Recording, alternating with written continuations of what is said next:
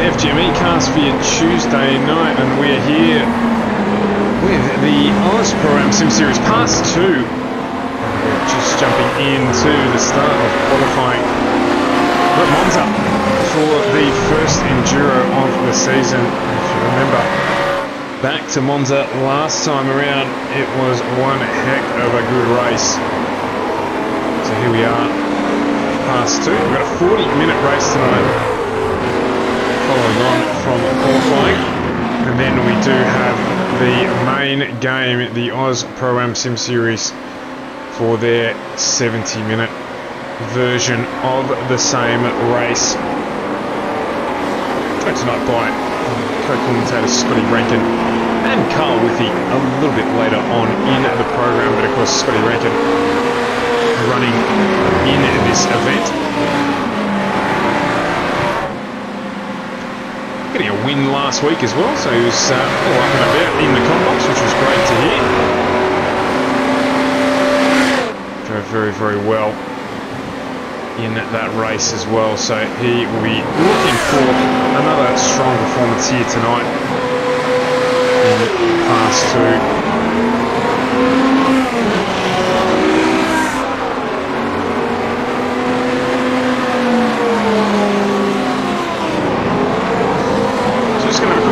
The championship standings. There's a heck of a lot to cover out of the AUSPROAM Sim Series in terms of penalties and alterations to the race results as a consequence of those penalties.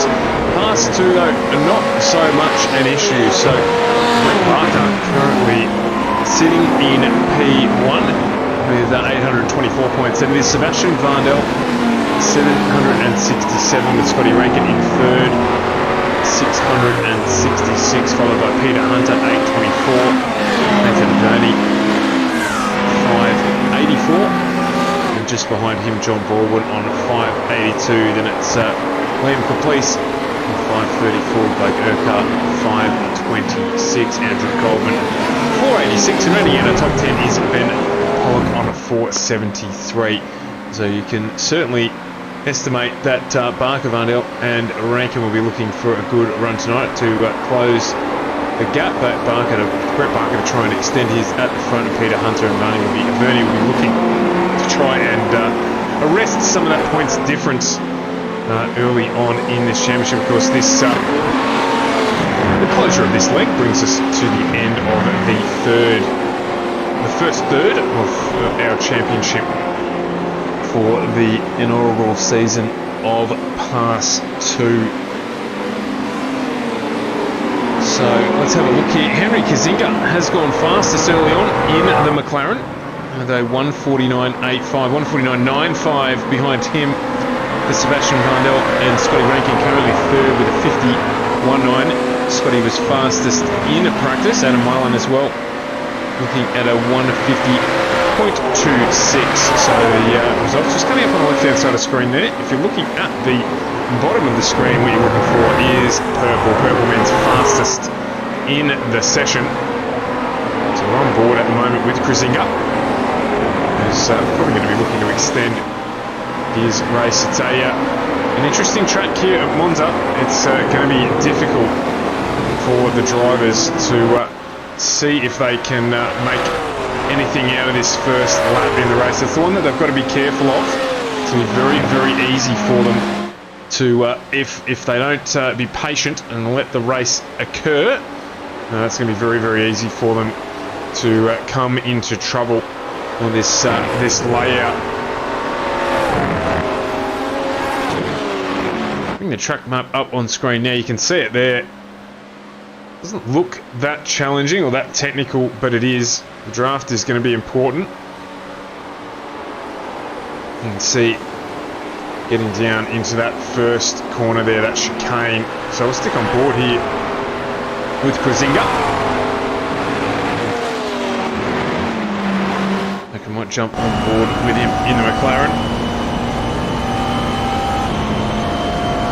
Just have a look at this chicane that he's just about to approach now. He's just dropped out a bit there, but you can see here as we go through this, it gets really tight on the exit. So it'll use the curve. They can get off tracks there as well, so that's going to come into question tonight over this race. There'll be one pit stop required, most certainly. Obviously a very, very famous track. Went in Formula One last year as well, so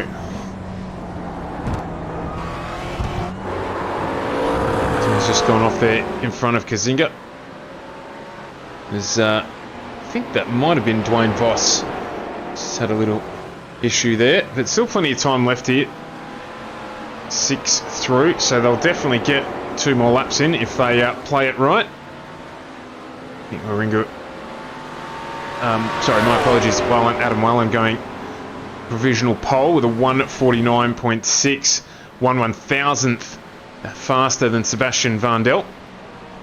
And Hendrik Kasinga, who we're on board with now. We're going to see if he can do anything better. You can tell you they're racking up the off tracks. Now what counter keeps going there. So they don't count in qualifying. Get reset before we head into the race. And it could be important, we've spoken about it in the past, for the drivers to have a couple of those in the bank to spend at the end of the race. There is a little bit of strategy involved there. You can use them to your advantage. So see Krasinga get across the line here. Got 2 green sectors.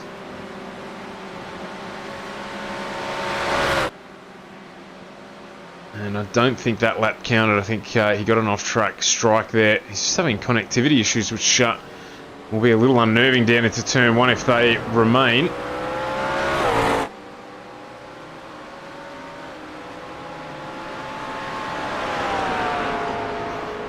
To Nathan Verney, and a Locked On Lads entry. I'll jump on board with him in the Audi. Quite an old car by iRacing standards, the Audi. Did get a little bit of a birthday in one of the recent updates. Got a bit of a mix of manufacturer here tonight, but it is McLaren and Ferrari dominating those top 4 positions. And still one Mercedes-Benz running, which is that of Rodney Hobbs. I think he's out there at the moment setting a qualifying time as Verney looks to get his underway. Krasinga's gone fastest for himself in this session in the first sector, so he may be able to improve as Wyland goes fastest in the final sector, but does not improve that pole position lap. 1/1000th at the moment between himself and Vandel. Vandel is out on track, but Wyland has started one final lap, so he is going to get another full lap in to try and protect this position, the pole position that he has got. Vandel is in this pack. You can see him there with the O2 on the screen. He's at the back of this pack of drivers. He's actually going to get an advantage here if they don't hold him up too much. We've all got the benefit of some draft there. He's got to keep it together on the track as he brings it around. This will close out his final attempt to see if he can get across the line and take pole position.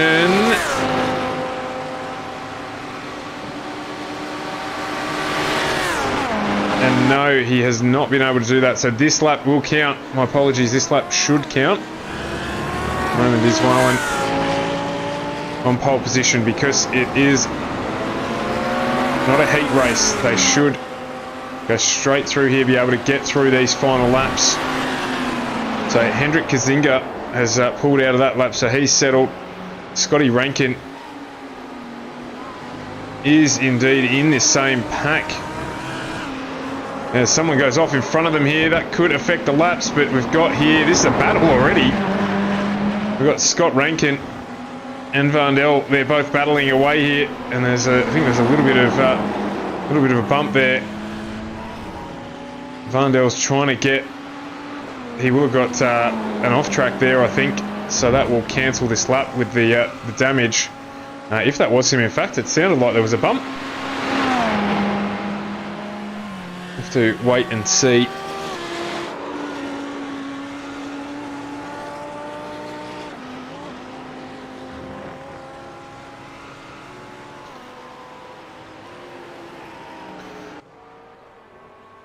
So yeah, Vandel jumps out of the lap there. So he knew that, that one was over. So can Vernie do anything here? There's no green sector. Jason Dunn's doing a good job in the background. He's got all green sectors in the McLaren. This is his first flying lap out, however. That will not count. The session's going to expire before he gets it all done.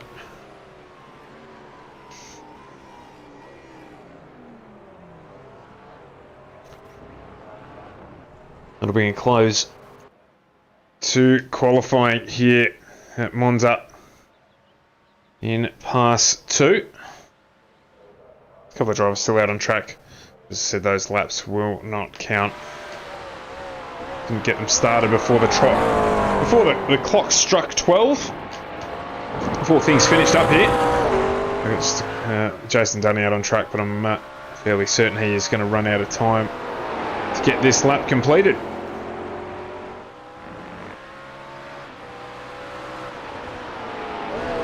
So we're just waiting for the session to tick over. A really good time to mention our series partners, simrigs.com, the main partner for the AUSPROAM Sim Series. Ichuka Toyota as well jumping on this board. We've got HJ Plant Repairs, the foundation partner of this series, sponsored all 5 seasons. Thank them for their ongoing support. Phoenix Smokers, of course, if you're into that sort of thing with summer coming up, great place to head and get something to spend your Sunday nurturing. Computer Technology Corporation for all of your business IT and support needs. And then last but not least, 93PC. We've also got Index Designs on there as well. So as the official livery designer for the series this season.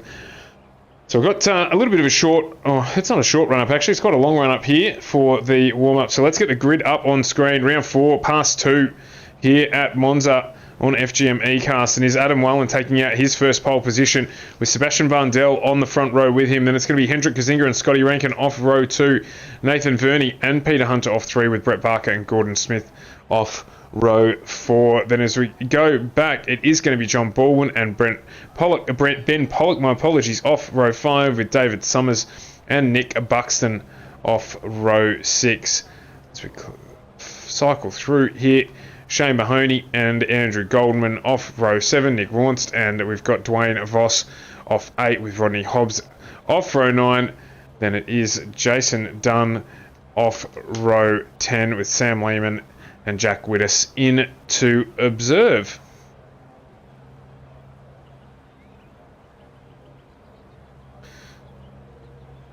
So obviously we're going to cover it in the main race coming up a little later on. Do stick around for that one. But the secret here is just to make it through turn 1. Sounds like a really, really simple thing to do. But it's a lot more difficult than it sounds if people are too aggressive. Of course, the race itself goes for 40 minutes. So there is plenty of time to make it through and make your race, but you can lose it on turn 1. So who will keep that mindset? Who will make sure that they are there at the end of the 40 minutes contesting for the lead of this race? Is going to be our first Enduro winner in the AUSPROAM Sim Series. Pass 2 in its inaugural season. Well, we're going to find out in just a few moments' time. They file their way down the back straight. Just stay tuned as well. Carl will be on with the quiz a little bit later on, and I can tell you we'll have some questions tuned up for Monza. It's a track that he knows a lot about, so I'm a little bit scared. So I'll need all of the support I can get from everyone in the chat and the community, all of whom we say thank you to for joining us.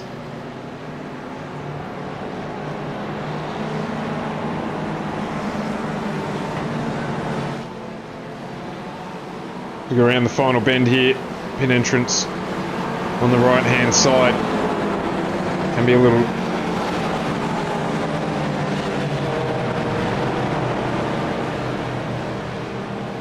little tricky to get into there, but we're about to get underway here. Waiting for the light to go as they form up 2 by 2, and there it is. We are off and running A good start in the background there. It looks like Vernie got a really good start and jump with the lights, but he's not been able to make anything of it. As we head down into the chicane for the first time tonight, everyone's going to need to be aware, need to be patient, just make it through here. That is the number one priority. Do you see there, Scotty Rankin providing room? We've got a spin already. Got a couple of cars running wide. Looks like our front row sitter might have been Hendrik Krasinga there, who just struggled on the turn in. In fact, it was Maloney. So that's cost a little bit of time, but it looks like we've got through relatively unscathed. We'll go back and have a look at that incident soon, just to see if it was a solo spin. Someone goes off in the background again, down in to 4 and 5. They've run wide there, so a little bit of a chaotic start back in the pack, but Vandel gets a good start. Rankin, Hunter, Gordon Smith, Brett Barker all gaining positions. There's a number who've dropped. So we head down to complete the first run through the back chicanes. A lot of times can be gained on the exit of this corner here. You've got to use everything up on the outside there. You can see using plenty. That's okay. You won't get an off track there unless you get all four wheels over that curb. Is in the background. Oh, he's gone around and he's gone into the fence. I think that might have been John Baldwin. Just grabbed too much of the outside. Oh, and another one in the background there as well. I think that might have been Nick Vonst in the background there, who's gone round into the wall. So a couple of drivers on the cold tyres grabbing too much of that outside curb, and it's cost them dearly as they now drop down to the back of the field. But it is Sebastian Vandel who's kept it all together on this first lap out, and he is our current race leader.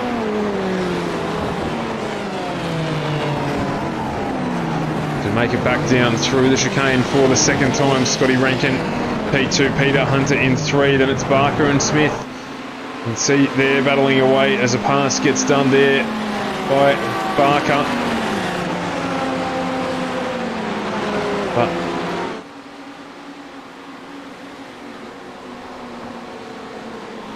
there's another move made down underneath here.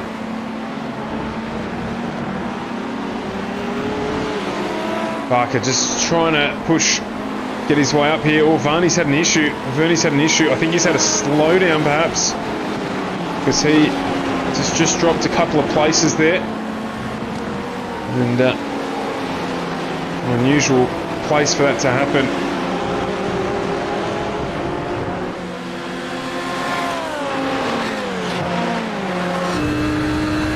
So on board now with the Audi.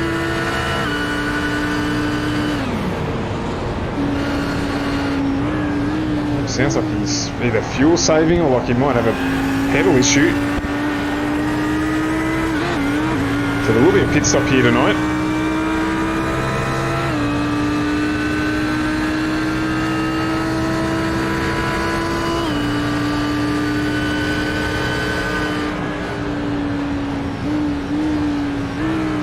They're definitely racing to a strategy here, Vernie, there's no question.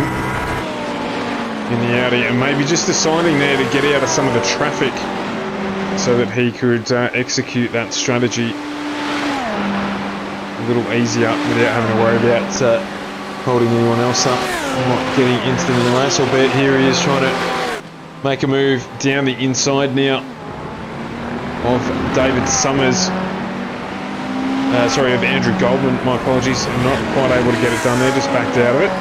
Summers in behind him in the vast Porsche. He's also got Nick Buxton behind him, so things just stabilising in this one.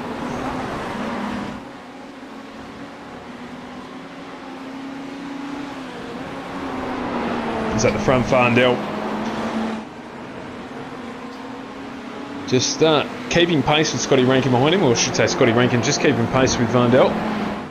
150.1 for Vandel last time around, and 150.07 for Scotty Rankin, but both of them showing a clean set of heels to Barker and Smith behind them.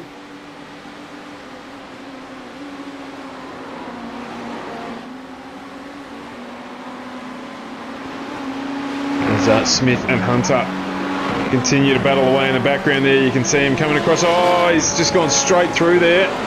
He's probably going to get a slowdown for that, you would imagine. So he's going to have to serve that somewhere. He's on board in the Ferrari. In fact, no, it doesn't seem like he has. So he's going to keep pressing on. Lucky with the re-entry there, not to clean up anyone, but got it done.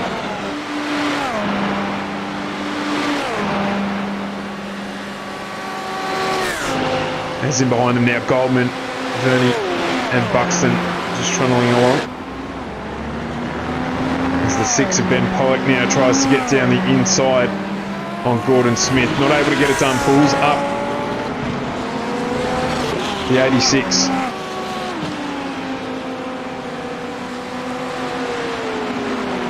Just prevents any damage there down on the run into the chicane.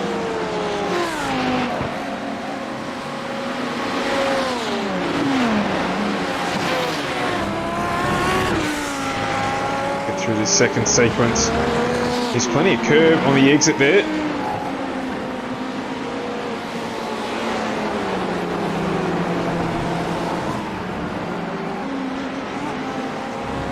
As Peter Hunter runs wide, so he drops a couple of positions now. Gordon Smith and Ben Pollock able to capitalise on that mistake.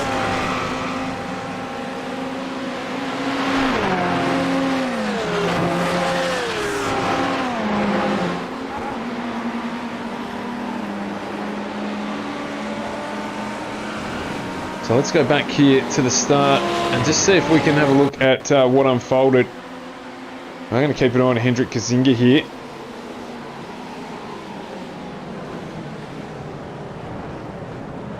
There's a bank up on, it just looks like he's just copped a little tap there as the pole position sitter went off as well. And he's had to wait and let the entire field back through to rejoin safely. He's done a good job on the rejoin. But that's cost him dearly. He's all the way down the back of the pack, and it didn't stop there either with Maloney. We'll just have a look at him. So this is down in the pack at the start. Okay, and he's just gone off to avoid everything, and unfortunately he's come around a little bit as well. And then I think it was Nick Lawrence a little bit later on the start who did end up rotating as well. Let's have a look at his race start in the Porsche. Oh, and he's just ended up getting collected there. Someone's outbraked themselves and just tapped him. Doesn't look like there were too much damage to that Porsche. Probably a little bit to the left-hand rear. Weren't paint delivery there, looking good. But I think it was Dwayne Voss who might have been involved in that incident. So it was a reasonably clean start. Probably not as clean as some of the drivers would have liked, but not as bad as it could have been, particularly just through that challenging first segment. So a fair bit of repairs for Warnston Peter Hunter there.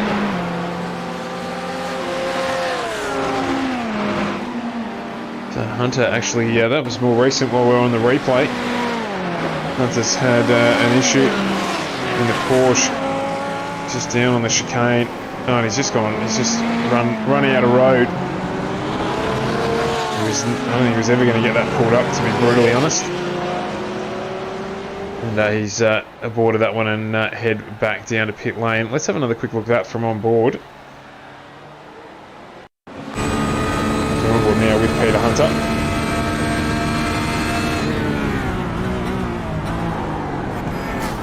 He just couldn't get it turned in, unfortunately. Maybe an equipment failure. It's caused that one, but unfortunately that has ended his race early. He'll get the tow back, get the car repaired, and probably get back out on track. But as it stands, Sebastian Vandel now has Scotty Rankin all over him. In fact, it looks like there was a pass for the lead there as well. But this battle is continuing.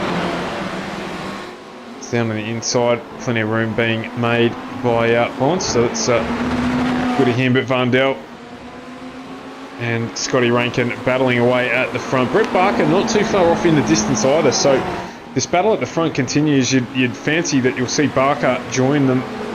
It's 2.8 seconds behind these the lead pairing. Also a good battle going on a little bit further back between Pollock and Summers, so we'll keep an eye on that one as they're battling away. And that is for position 8 and 9. It's just doing a really good job there being aware of what's going on, so we'll come back and give him a little bit of a showing. I actually love the livery that's on that Porsche. As gets wide again there, that'll be another off track, you'd think, for Vandel. Had all four wheels wide of that curb. We saw that catch out. A couple of drivers. There's in the background there, Vernie maybe as well, just picking one up. We saw the catch out drivers on the opening lap. Actually ended up rotating the car. So John Baldwin was a victim of that, unfortunately. And, there was, I think it was Lawrence as well, who actually went round in the background on that opening lap. So Scotty Rankin here in pursuit. At some stage has been in the lead of the race. Just can't quite see when that occurred, but obviously, while we're just covering off those replays, he's made the move, but Vandel's managed to get that back from him and be back into the lead of the race on that last lap.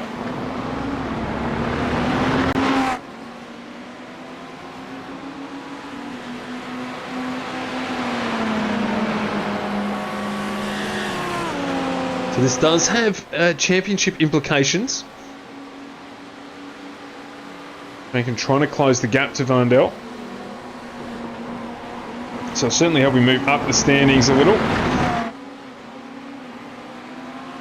But not so much help him close the gap to Vandel as he would be hoping to do. To mention at the top of the show, Barker, Vandel and Rankin, the top three drivers, along with Peter Hunter in P4. So Hunter's going to suffer a little bit out of tonight, but there's still lots of time to go. He's obviously everyone has to make a stop.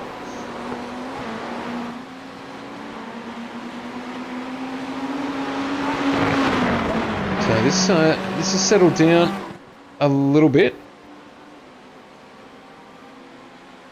and the gap between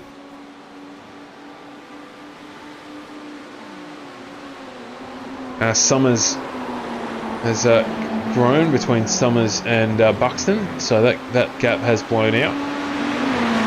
So potentially some traffic or something getting involved there. Let's have a look at Mahoney and Rodney Hobbs.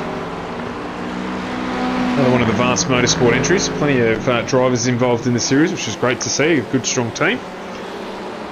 But Mahoney here under pressure from Rodney Hobbs in the lone Mercedes-Benz, favoured by most of the drivers. As updates and new cars have come out, the Mercedes has fallen a little bit out of favour. Once was the car to be in. Such is the nature of iRacing. With the updates and the changes and things, the throw a brand new car, of course. As it looks here like Rodney Hobbs may just get down the inside in the drag race, down to turn 1.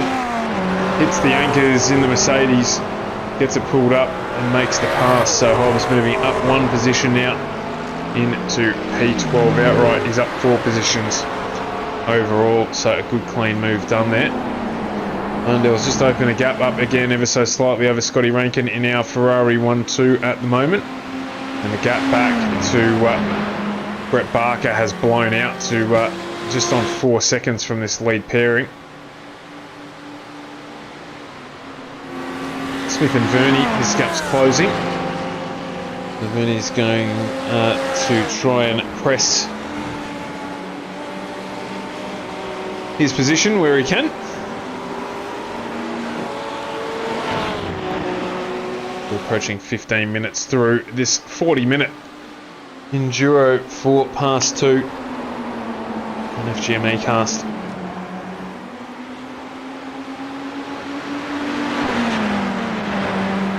We'll be expecting pit stops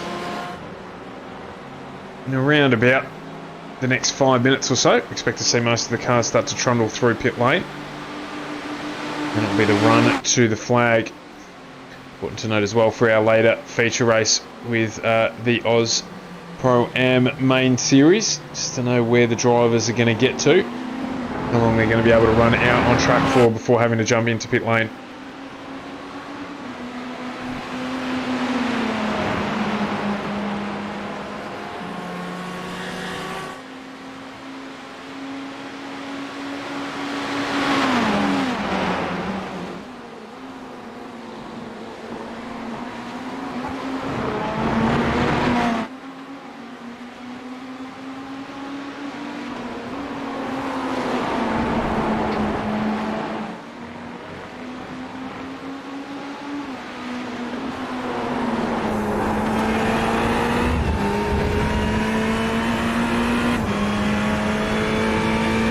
Board now with Scotty Rankin. Let him take us around on a little bit of a tour.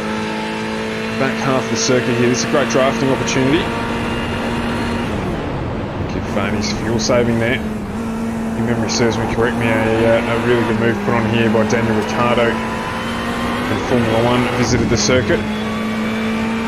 So difficult final corner to really get a lot of passing done on. It's a double apex sweeper. Scotty's just saving a bit of fuel there, trying to get that extra lap or two out, maybe get the undercut done in pit lane. You can see there the car just naturally pushes wide on the exit, which means that as something that's not quite that slow, even though you get the draft, the benefit of it really is here. You can see closing right up. Scotty will roll out of the throttle here because he's got a fair amount of time that he can make back up here into the braking zone. He's going to save plenty of fuel. Close that gap right back up so he doesn't lose the draft, doesn't lose any of the build up that he's done on the last lap. He can just keep touch with Lundell, let him do the work. If Scotty goes at this rate, he'll probably save himself a lap or so. Just a few millilitres here and there, enough to get it through for the longer stint. So it's just dropped out a little bit there, so hopefully that doesn't persist. We'll jump off now and let him go. We've got a few drivers in pit lane now, so Buxton Summers and John Baldwin have jumped into pit lane for a stop. Dwayne Voss as well getting through pit lane. So starting to get those first stoppers in.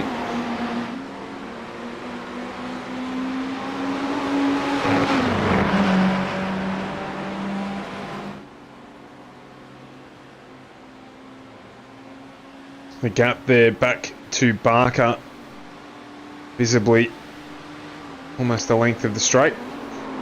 Back straight there, so 6 seconds, I think it's 7 seconds now.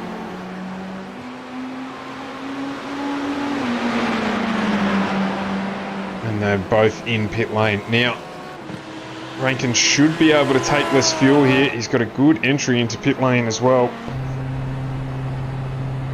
So, let's monitor the stop. Barker in, Smith in, Verney in, Andrew Goldman coming around now. Is he going to jump in as well? Scotty Rankin's got a good entrance into the pit here. Close that gap right up. Get stopped on the marks. We'll stay on board with him here and see if he does jump out. Everyone else is filing in behind anyway. See if he can get the shorter refill.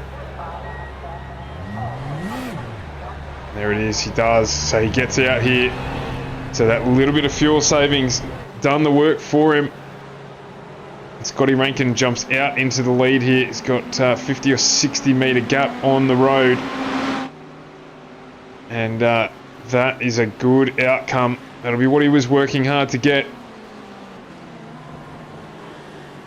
No new tyres, so out on warm rubber, fueled to the end of this race. We've got 20 minutes to go here, past 2 at Monza for our first Enduro of the season. And if you just joined us, Scotty Rankin, who qualified in 4th, has saved his way to an undercut, or to a quicker stop really, in pit lane, and now has a handy 2-second gap over Sebastian Vandel, who will be running his way back up here to try and get back onto the back of Scotty Rankin. His fastest lap, 4/10 faster Scotty Rankin that of Vandel. But Vandel has led a majority of this race to this point in time.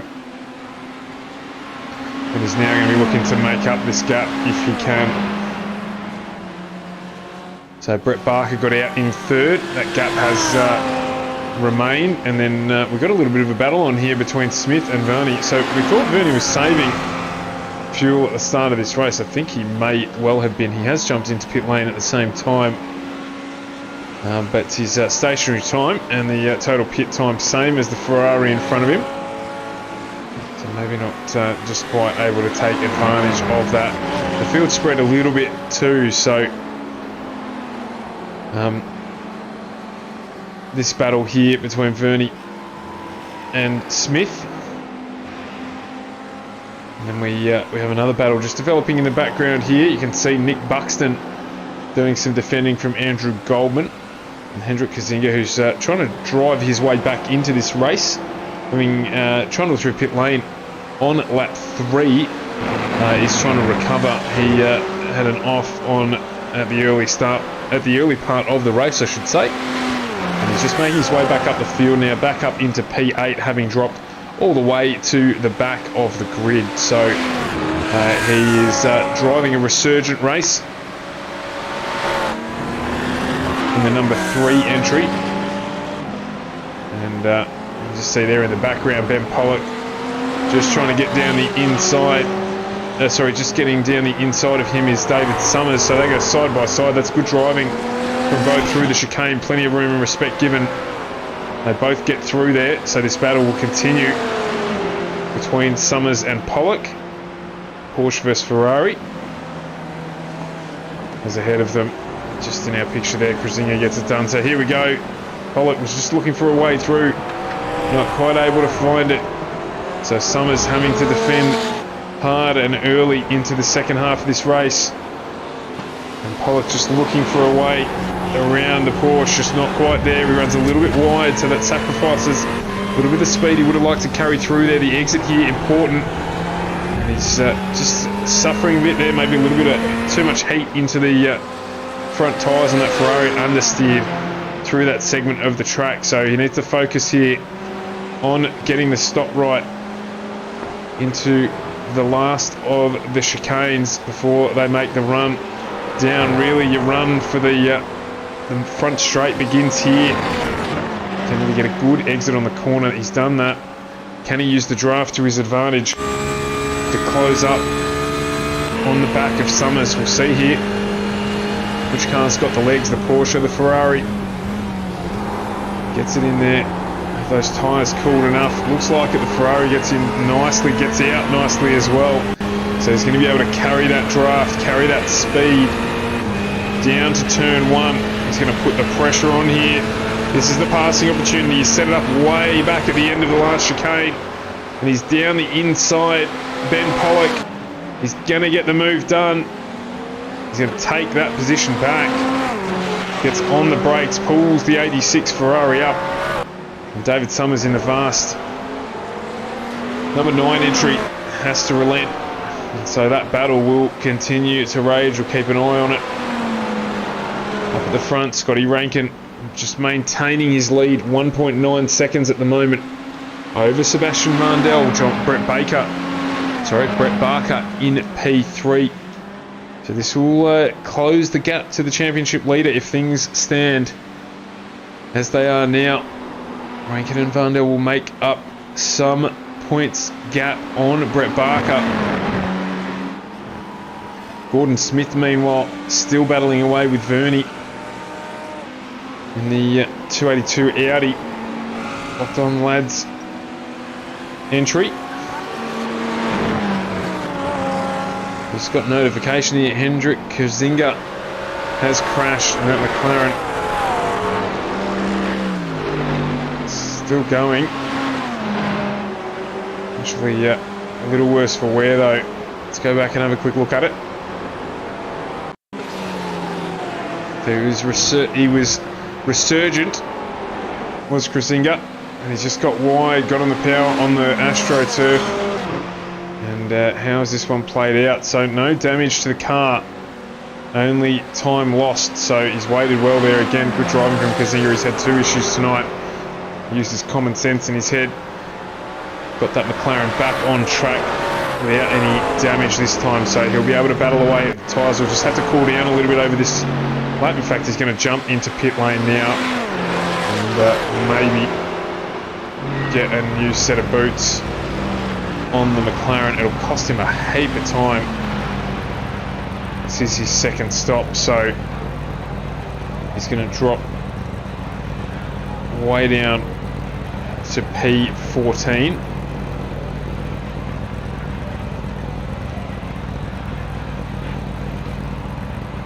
Just looking to see here, so he's definitely just getting fuel by the look of it.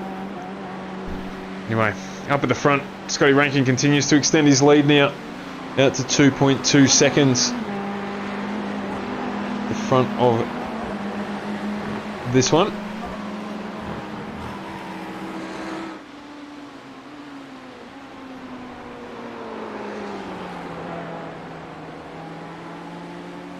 Qualifying has got underway in the Pro-Am. The track is flooded with cars.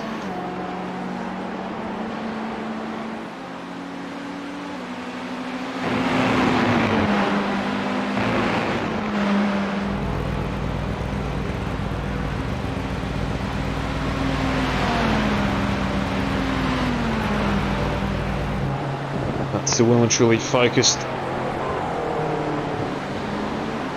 pass 2 and how this plays out. Smith and Verney still battling away. Verney's just not quite able to get the pace out of the Audi down into turn 1 that he'd like to have. Remember, this is a fixed setup competition. I believe all the cars running the medium downforce package this week. Alright. Power penalties for the cars as well based on success. Just try and even out the results between the manufacturers. You can see there, though, on the left, Ferrari dominant inside the top 5 here. In fact, 3 of the top 6 cars. Ferrari, 5 of the top 8, so certainly the dominant vehicle at the moment. It is a little bit like the new shiny toy, though. The update that came out. Looks like Rodney Hobbs as well has just made his way past Jason Dunn. There's a change floor position there. Keep on with this battle here between Smith and Verney. Just able to hold out the Audi, so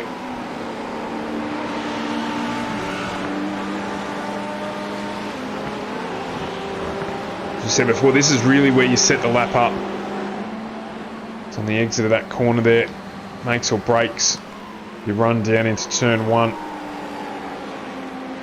Hot on the heels of another car through the final 2 corners. Focus on getting a good exit. Using all the drive, all the outside of the track there that you can. Bernie's done a good job here. He might be close enough to have a look at it. So jump on board with him now. He's getting the benefit of the draft. It's just not as big in the Audi. It just doesn't seem to catch up. In fact, he's clutching big time. So he may be concerned that he's going to have to make another stop. So perhaps that was part of the Krasinga plan, as he has already made a second stop.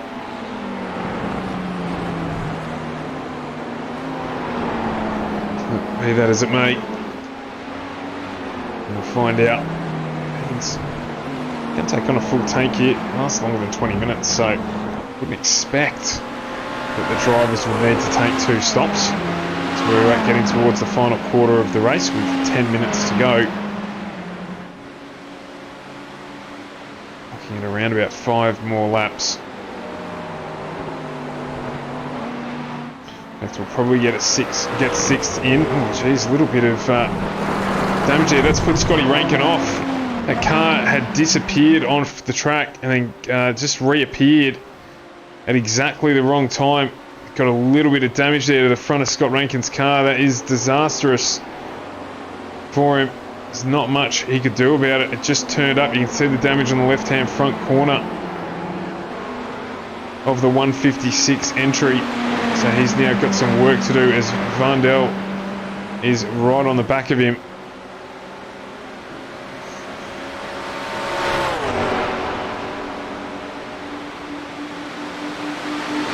Really, really unfortunate luck there for Rankin. He's going to have to work hard here now.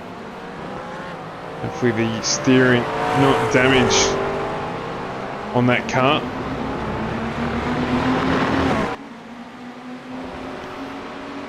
So yeah, I think it's Dwayne Voss. He's just having some connectivity issues. As I said, he just disappeared off track and then reappeared right in front of Scotty Rankin. So nothing Scotty could do about that. Now he can't let it bother him. He has to just get his head down and drive through it.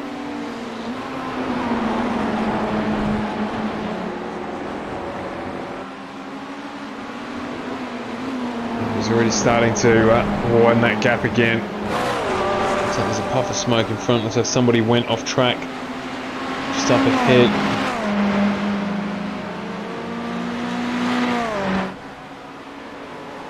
Oh, that Porsche is heavily damaged. It's David Summers. I'm not sure what happened there. She's gone off track and that thing is going to expire. And it looks like it just has. Summers out of the race.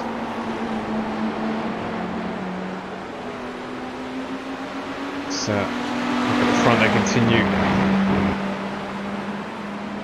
to battle. Let's go back here and have a look at this for Summers. Oh wow, so he's just hit the sausage curb really hard and the rear end of that Porsche has said thanks very much, I've had enough after going over there, and that has well and truly lunched that Porsche. So that is why he's back in pit lane. Meanwhile, Scotty Rankin continues to battle away at the front here. Try and retain the lead after just that small amount of damage that was inflicted on him.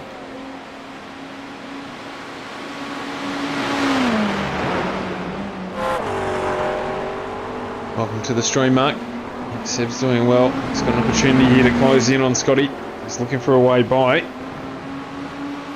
Just hasn't found it yet. He's still got plenty of time.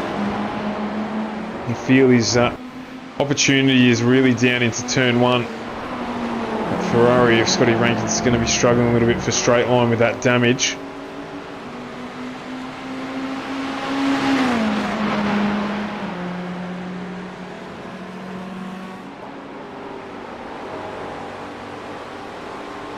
He's got to get through cleanly here and then get a good exit.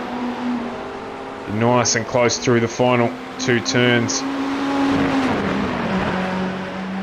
See if he can get it done. We're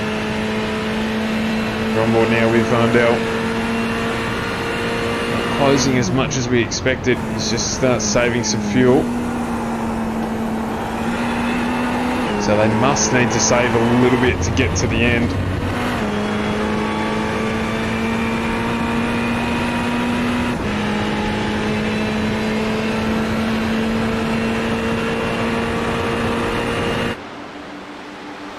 Have a little look. He's not going to be close enough to do anything this lap around.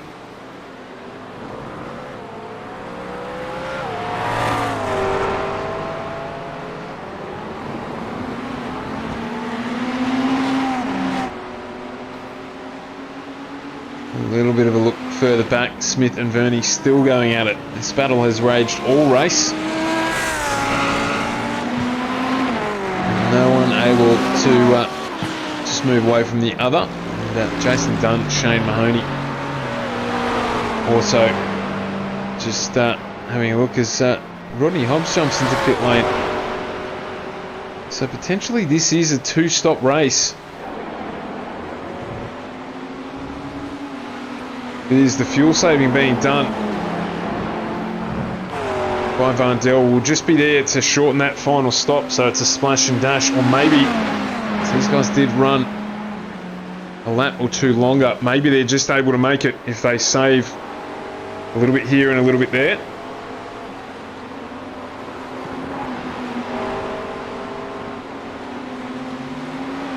Pit lane transition time here, 47 seconds, so if they can avoid that, they certainly will want to. It looks like Summers has had an issue, going off track. But again, Vandel just not quite close enough here. There's a good strong exit if he's going to take advantage of the draft, but he's at risk of getting out of draft territory. Or as I reckon Scotty Rankin there, just teasing. Just teasing a little bit like he was going to pull into pit lane. He's also trying to break the draft. It's always an interesting tactic. I'm not sure how much that actually works when you're swerving all over the track. It really affects your own as much as it does the person behind. I should figure if it was that conducive to creating a gap, they'd see it in Formula 1. There's probably a rule against it, of course. Be that as it may. So you can just see there Krasinga up in front of our race leader as Buxton and Pollock both go into pit lane. So they've all just gone in for a splash and dash. So Pollock's put a little bit more than a splash in. But we're going to have this lap and two more. So how close are they on that number?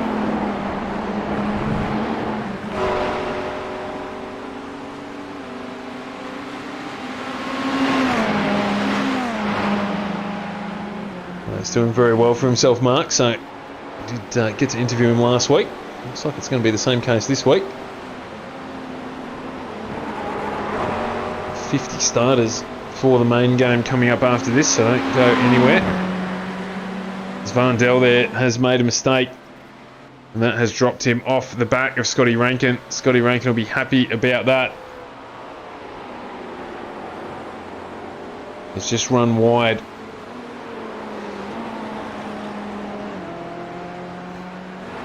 So we'll just see if Rankin does jump into pit lane here for a splash and dash. No, he does not. You figure they're going to make it. Let's go have a quick look back at this one. Yeah, it's just into the chicane there. It is disappointing, but he's been running a good strong race, Seb, so chin up and press on. As Gordon Smith jumps into pit lane, that gives Vernie P4. He's been battling for some time.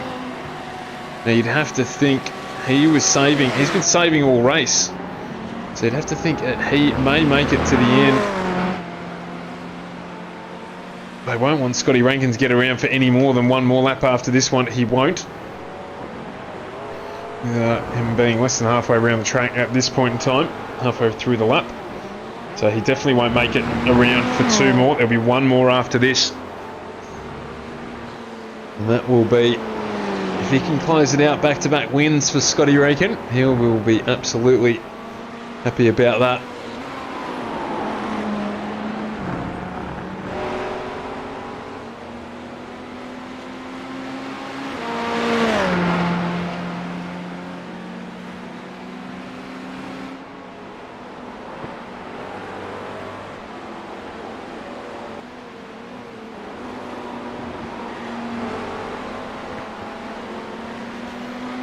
So, through the chicane, we'll go around for one more lap. It's looking at the equivalent pace here between the two categories. Only about a second or so between them, so any of these drivers definitely could have been up in the Pro-Am category. Qualifying across them very, very close, so not necessarily the easiest thing for them to do.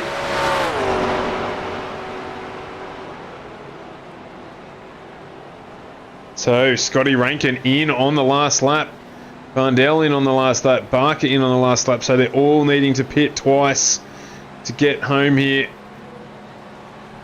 gives you an indication of what it's going to be like for our main race. Scotty there just getting the splash and dash. He's out. He's got one more lap to do. Who does this work out well for? Well, it works out very well for Nathan Verney. If he makes it home, he is going to get the W. We are on our final lap. Let's jump on board with him here and have a listen. This is a cracking run if he gets this converted. Scotty Rankin 10 seconds behind him. He can coast. How much time is he going to lose? He's coasting a lot. That is a big, big coast. We'll know when he gets halfway around. He's still got 8 seconds. 7 seconds now. This is going to be a sprint to the end. But someone playing fuel strategy. 2 cars behind that are full of fuel.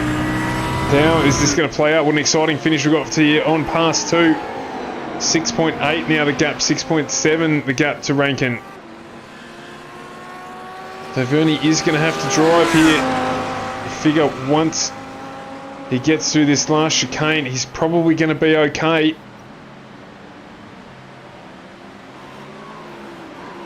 There he is in the background, Scotty Rankin.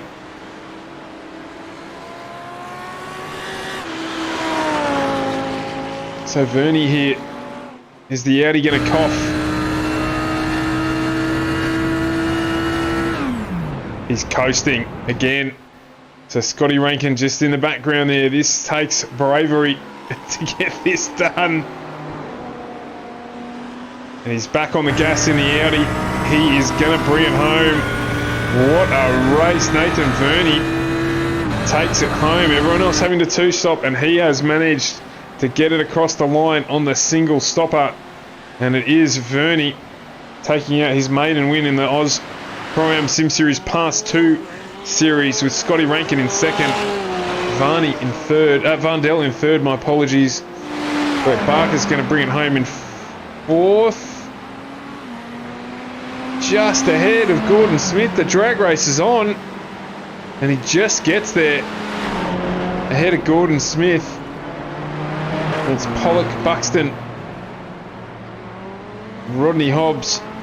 Hobbs in a battle as well for 8th position with Jason Dunn. Jason Dunn looking like he wants to challenge for P8. Stick with these two as they get to run across the start-finish line. Looks like the Mad Panda is going to take out P8. Clarence slips out of the slipstream. And Hobbs gets it done by a 10th. But what a cracking finish. Was Nathan Verney taking out the win in pass 2. That is a cracking result for Nathan Verney. Very, very pleasing indeed for him. He's done a ripping race there. He's going to jump in. We'll put qualifying on screen 1 because it's only got about 5 minutes to go in the main series. And let's bring in, well, certainly our top 2. Scotty Rankin, I'm sure, will join us at some stage. 2 of our top 3 drivers. Bring them into the booth now. Let's have a little bit of a chat with these gentlemen. I'm sure we'll be joined by Scotty Rankin soon. But starting off with you, Sebastian Vandell, congratulations on a good, strong race, mate, throughout the evening. But fuel strategy there, we weren't quite sure if you guys were going to make it. We're sitting on board with you, listening to a bit of fuel saving, and just not quite able to get it done there at the end.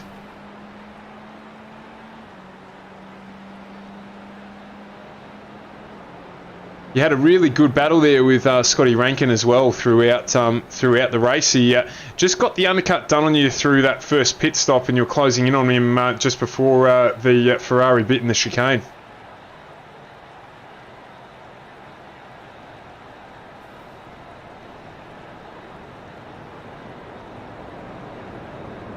Yeah, it can be a difficult thing to do. But look, another reasonable result for you. It's going to help you close in on the championship leader as well. So you must be pretty pleased about that. Beautiful. Well, as usual, mate, any shout-outs to sponsors and the like?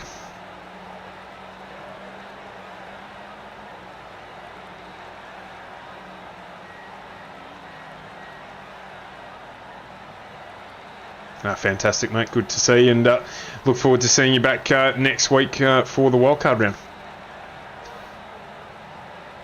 Sebastian Bundell P3 tonight. Scotty Rankin P2 tonight. Just pipped at the post as well, mate, by Fuel Strategy at the end. Just not quite able to get home.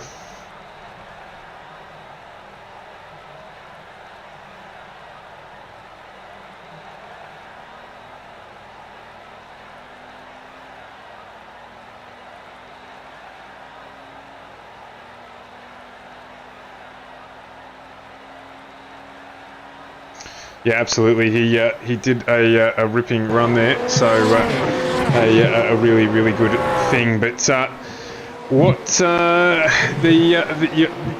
race flashed before your eyes there? We saw literally a car just turn up in the middle of the screen. A little bit of damage to the Ferrari on the left-hand front corner there, but still managing just to slowly work your way away from Seb during that race, that last segment of the race. Yeah, I'm not gonna lie. I freaked out when that happened. I was actually on a 0x race to that point, so I was looking to snag the 20 bonus points, which, I mean, I'm pretty sure it was tough to, obviously you got Lesmo and things to worry about in terms of off tracks, but I kept a clean race up until that point. I want to chat to Dwayne, just see what he was thinking, like, so I can... Look, I mean, it is what it is. You can't go back and you can't change things now. It's already happened. It's in the past. But I'm going to go and have a chat to Dwayne and not stand there and shake the fist and berate him. It's going to be, what were you actually thinking? Because, like, if there's something that he was thinking about that maybe I didn't consider, look, I mean, end of the day, that's a learning process for me.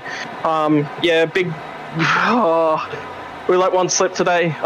Yeah, after that, I freaked out and turned back into max fuel burn mode to try and shake Nathan. I got my sums wrong, so like I said, started the last lap with 2.6 litres. If I'd have saved for 3 more laps, I would have made it there and it would have been all done. So it's how we react in the pressure cooker moments, and I failed tonight. So just before we jump across, it did look like netcode. It looked like he just appeared on the screen from what we were watching. So no, interesting. He was there the whole time.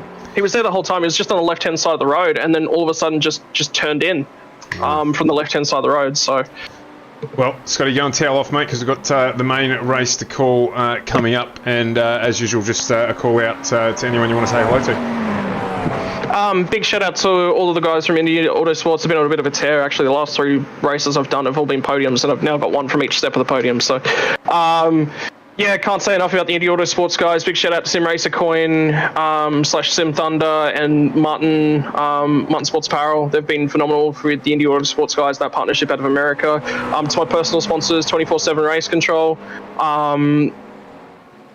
Enviro Ag Services, not cutting any lawns for you tonight, Agro, but we're cutting up the podium. So, Flat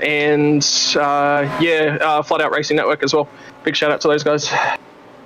Fantastic, Scotty. We'll catch you back in the booth in a few minutes and switch across here. Nathan Verney, congratulations on your first win in Pass 2, mate. A cracking strategy. We heard you saving from the very early on part. We thought you might get there in the end, and you did.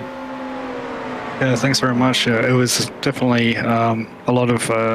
the strategy was just to obviously get behind someone and, lift off in the hard braking areas. But then I decided I'm going to try and see if I can get back up the field and see if I can keep in touch with these quicker guys. But yeah, I couldn't. I mean, Gordon Smith was quicker than me, I think. So it just really helped me out by sticking behind him for the duration. But I think...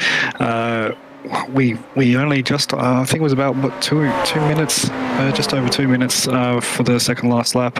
If we had been a bit slower, I think we would have all been fine with non-fuel. Yeah, I mean, it did only just happen. Scotty crossed the line, and but they all had to jump into pit lane, mate. So I mean, it was the long game. We saw you running in there at the start. In fact, sort of move over to the right hand side just to get out of that heavy traffic that you were engulfed in that first lap, and then you did manage to find that sweet spot that you were talking about, where you're able to just manage your race. Everyone looked like they did the right thing basically through the first component of that race, and after that first stop, you must have thought that you might be there or thereabouts.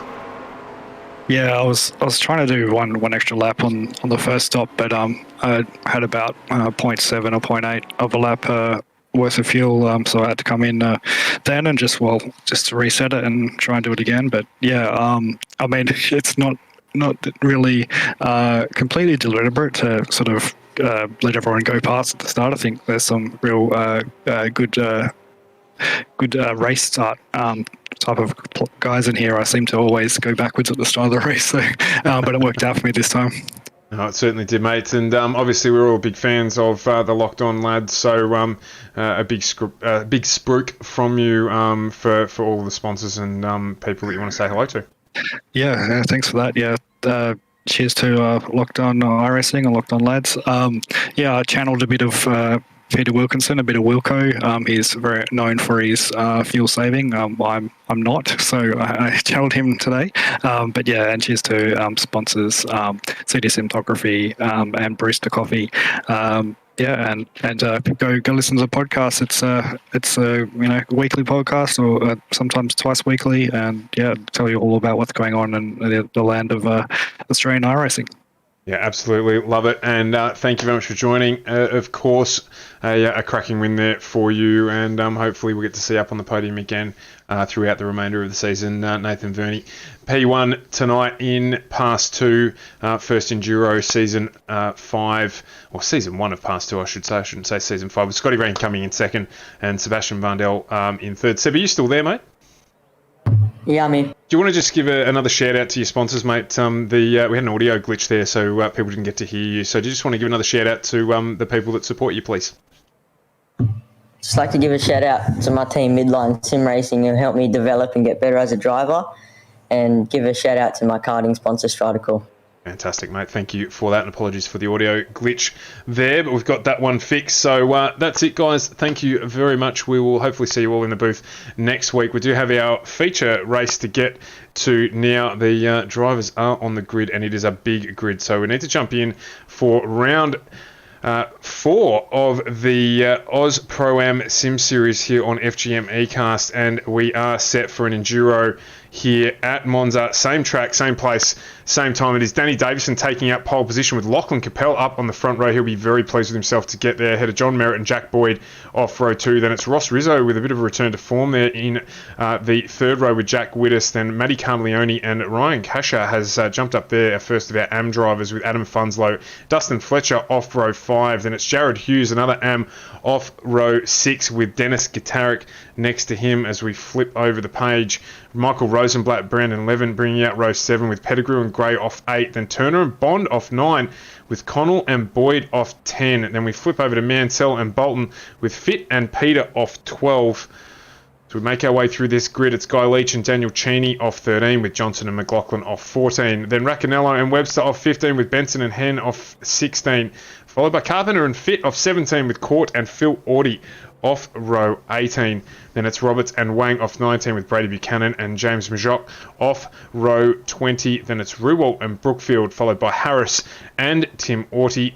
Derek Auty and Arma Sharma off row 23 with Jai Potts and Urs Akdemir off row 24. And bringing up the rear of the field is Andrew Hayes and Sam Lehman for the 50 starters we have here tonight for the main race. Gentlemen, welcome. I am joined by Carl Withy and, of course, Scotty Rankins. Had a world record sort of shower and towel off there and jumped straight back into the booth a little quicker than we expected, Scotty, but welcome back.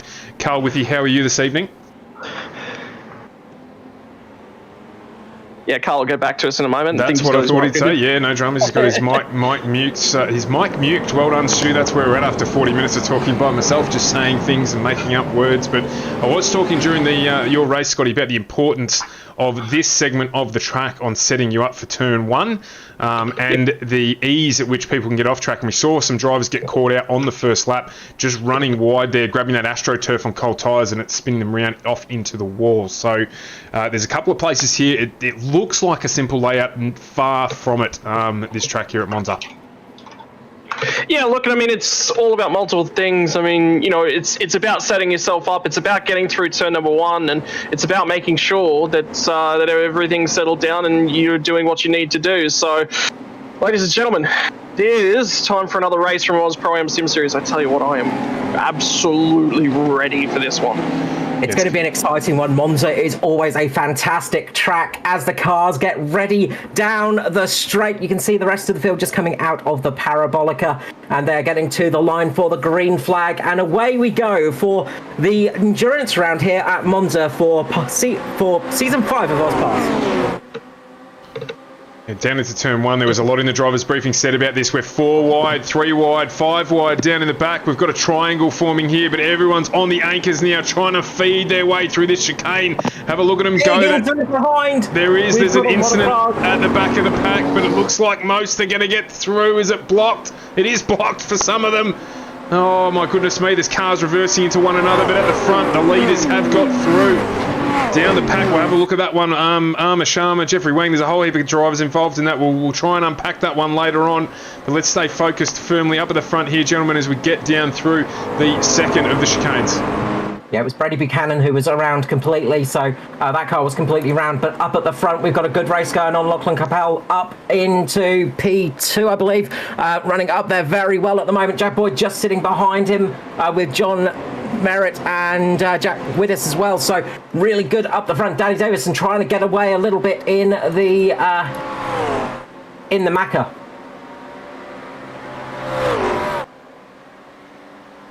Yeah, absolutely is. As we come up to the last of the chicanes, this will be a great passing move for the drivers. There's a Ferrari down on the inside there getting a move done.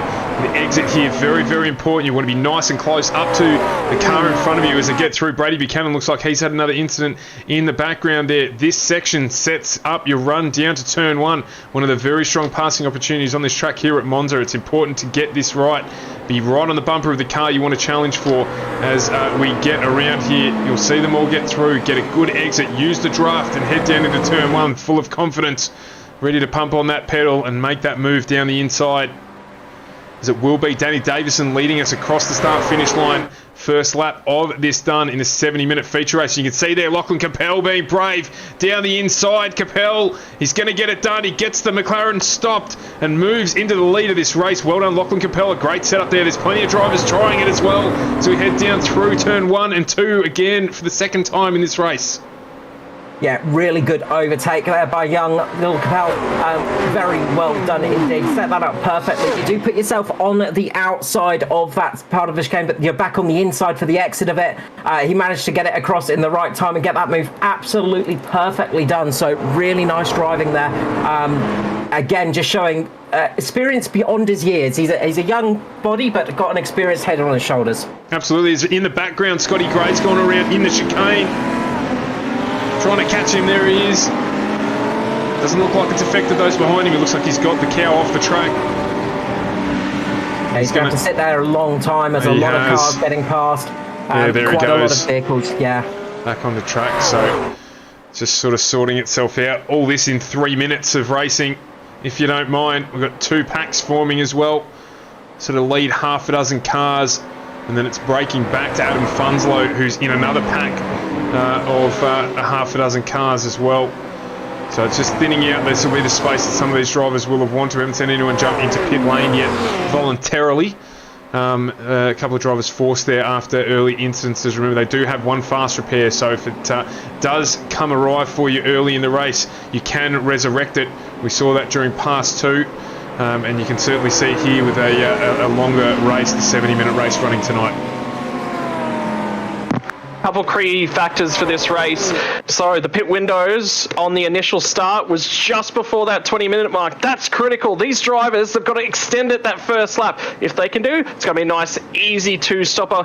No problems with that one. But it's, sorry, no, my apologies. It will be a 3-stopper, I believe, tonight, because it'll be 20, 20, 20, and then a 10-minute sprint to the end. So it's going to be about just getting the guys into those windows, making sure that they're... John Merritt just getting past Jack Widdis, and now it looks like Jack Widdis just getting past Jack Boyd as well. Jack Boyd just getting passed by the Ferrari and the McLaren in the space of a couple of corners there. So a little bit of little bit of a rough one there for Jack Boyd, just falling down the order a little bit, possibly just trying to save a little bit of fuel, not going too fast at the moment, just sit in the slipstream of the Ferrari in front of him for a little bit of time. Yeah, that's what it's about. It's just, you know, and look, if some of these guys can save enough fuel, that 1 lap extra on the first stint is absolutely critical. Like I said, it was saving the entire time on that first stint. Still wasn't able to push it that 1 lap longer. If any of these guys are saving from the get-go, particularly a lot further down in the pack, they'll have a great opportunity here to potentially buy themselves onto the podium with fuel saving. But at the same time, you're going to make sure you don't lose too much pace. I think this might just be full gas and go to the end. Yeah, of course, fuel saving does cost you a fair bit of time around this track because there is just such long straights, and it is one of those things that kills you. I mean, if you're down in the maybe sort of the sort of 50s, sort of 51, 52 areas, you can be saving a little bit of fuel in that respect. You're going to lose a couple of seconds a lap on these fast guys. They're absolutely going full throttle at the moment in the low 49s. Of course, transition period down the pit lane as Danny Davidson just makes a little bit of a look on Lachlan Capel there. Nothing he could do in that moment, but just moving out, just jinking in his mirrors to try and get him to run that defensive line. Capel decides not to do it. But if you're running those laps in fuel saving mode, you could possibly squeeze it out, but you are going to lose a lot of time, and you could possibly end up falling off the back of people you would have been fighting with otherwise.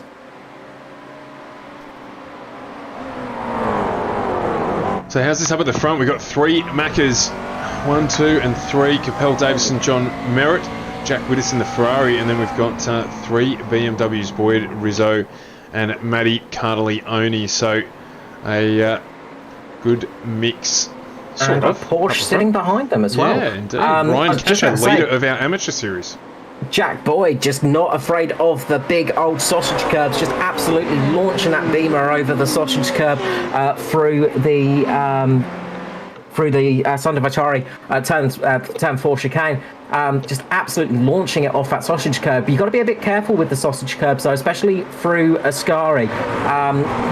On the inside there, the Porsche, you've got to be really careful. If you catch that sausage curb too hard, it actually hits the rear of the Porsche and will actually damage the engine. So you've got to be very, very careful of those sausage curbs.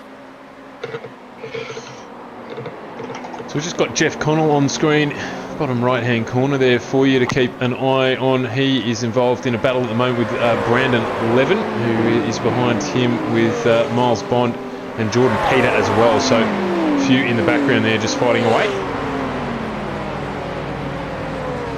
Meanwhile, up at the front, it looks like Lachlan Capel may succumb here to Danny Davison, doing the same move back to him that he did on the opening lap of the race. He's just had to succumb there and pull in behind. Jack Whittis, still fastest man on track with a 1:48.45 last time around. Fastest lap of the race so far. Yeah, not necessarily a bad thing to fall into second place because you get a little bit of a tow from the car in front of you. So we see it in oval racing often where, you know, sometimes it's better to be in the car that's following than the car in front.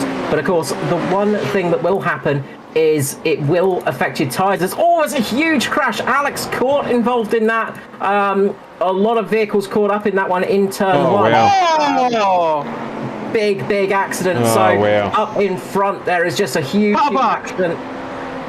So it looks like one of the Ferraris has gone around. I'm just trying to decipher this accident as it's happened. So we'll bring it up in the bottom right hand corner for you, Carl. I think it might be Guy Leach that's gone around. I'm trying to just see right here. Nope, sorry, not Guy Leach. I'm eventually getting there. I'm flicking through it. Dale Carpenter's gone around. He's looped it, and then a lot of cars have hit him, unfortunately. So, big accident. It's that sort of thing where you've just got to... It's really painful, but you've got to sit there. The issue is, and the steward, I can tell you for a fact, this was a part of the driver's briefing, and the stewards are going to look very harshly on this. So there's the initial contact with the Porsche. That's fine. Look, it's happened. There's nothing you can do about it now. But there is something that you can do to prevent anything further from happening, and it's hold the brakes. These guys were warned about it. Did not hold the brakes, and Alex Court took the brunt of that in the After Dark racing car. Just gone straight into that, and then had the Audi behind him of Luke Fitt go crazy. Up the rear end. So that is a huge accident, and that's going to take a fair few cars out of this race. That is, very interesting decision making. it's unfortunate for Alex Cork because he was caught up in a few, well, sorry, pardon the pun, but he was caught up in a few things last week as well. So luck just not going his way at the moment, and then just the remainder of the field just coming around. They're blindsided. There's nothing they can do.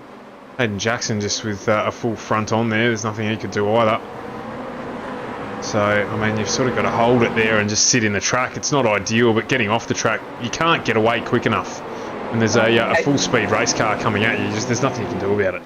As we often say, it's much easier for a driver coming round the corner to avoid you than it is to second-guess where you're going to be in that corner. Meanwhile, up the front, John Merritt has got past Lachlan Capel.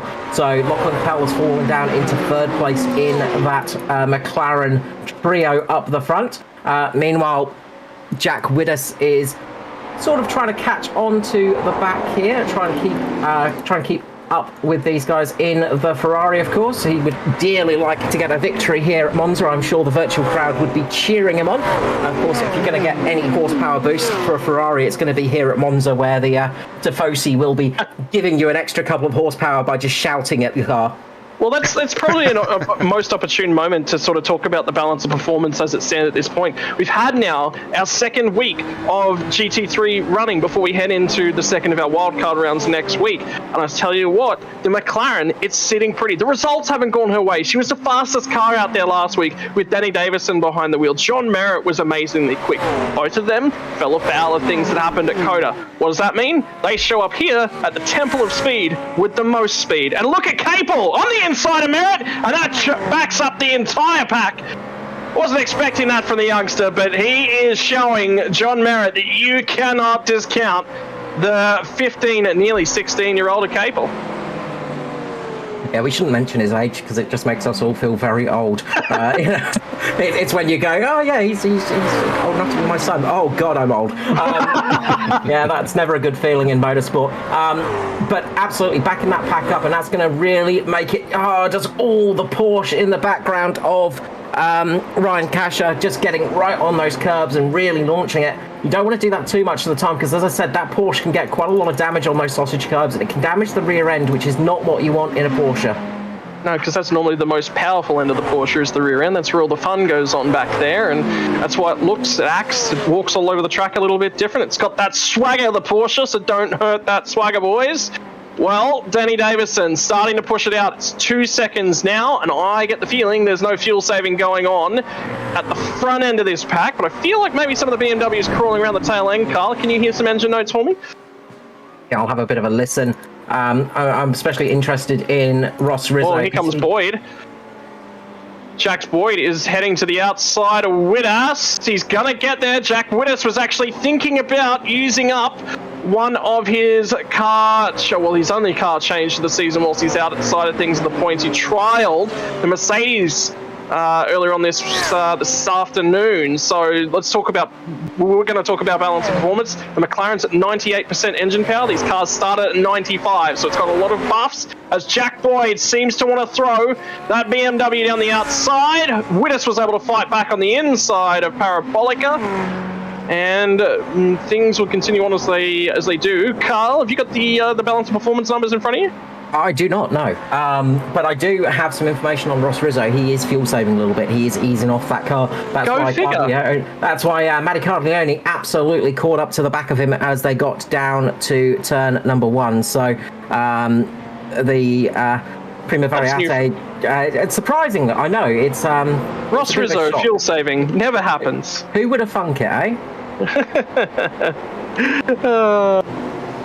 Well, I mean, he's got this roaring pack of cars that are all very evenly paced, particularly in the draft just in front of him. Why not leverage them to his advantage? Keep your eyes on the snake as it starts to split out. We've got our lead breakaway pack. We've got our leader who's broken away as well. I'll tell you what, Capel's on a burner. He is going. Because that gap last time at Ascari was 2 seconds. He's taken a second out of Danny Davison. Something has happened to Danny Davison. All of a sudden, Lachlan Capel's reached on over there and said, give me more, please. So, yeah, I think he was just doing a little bit of fuel saving. So possibly in that early stage there. I do have those numbers up for you there, Scotty. So in terms of where we're at, the Lambo 93.5%, Ferrari 95%, Porsche 94.5, BMW 95.5, Audi 94, McLaren at 97, and the Mercedes at 96. So that is out of 100, a percentage of access to power for those particular vehicles. So in comparison, in our lead pack, there is a split of 2% difference between the McLaren and the Ferrari. Yeah, been another incident down at the second variante, so turn number 4, Dale Carpenter just going off and just regaining on track, and I think he just upset a couple of people just coming on, so just got in the way of a couple of people. Nothing he did wrong though, just getting back onto the actual area to get on there, but a few people just a little bit annoyed at the fact he just rejoined the track in front of him, but perfectly able to do that as you're joining on the inside, and everybody should be on the outside of that part of the track. So yes.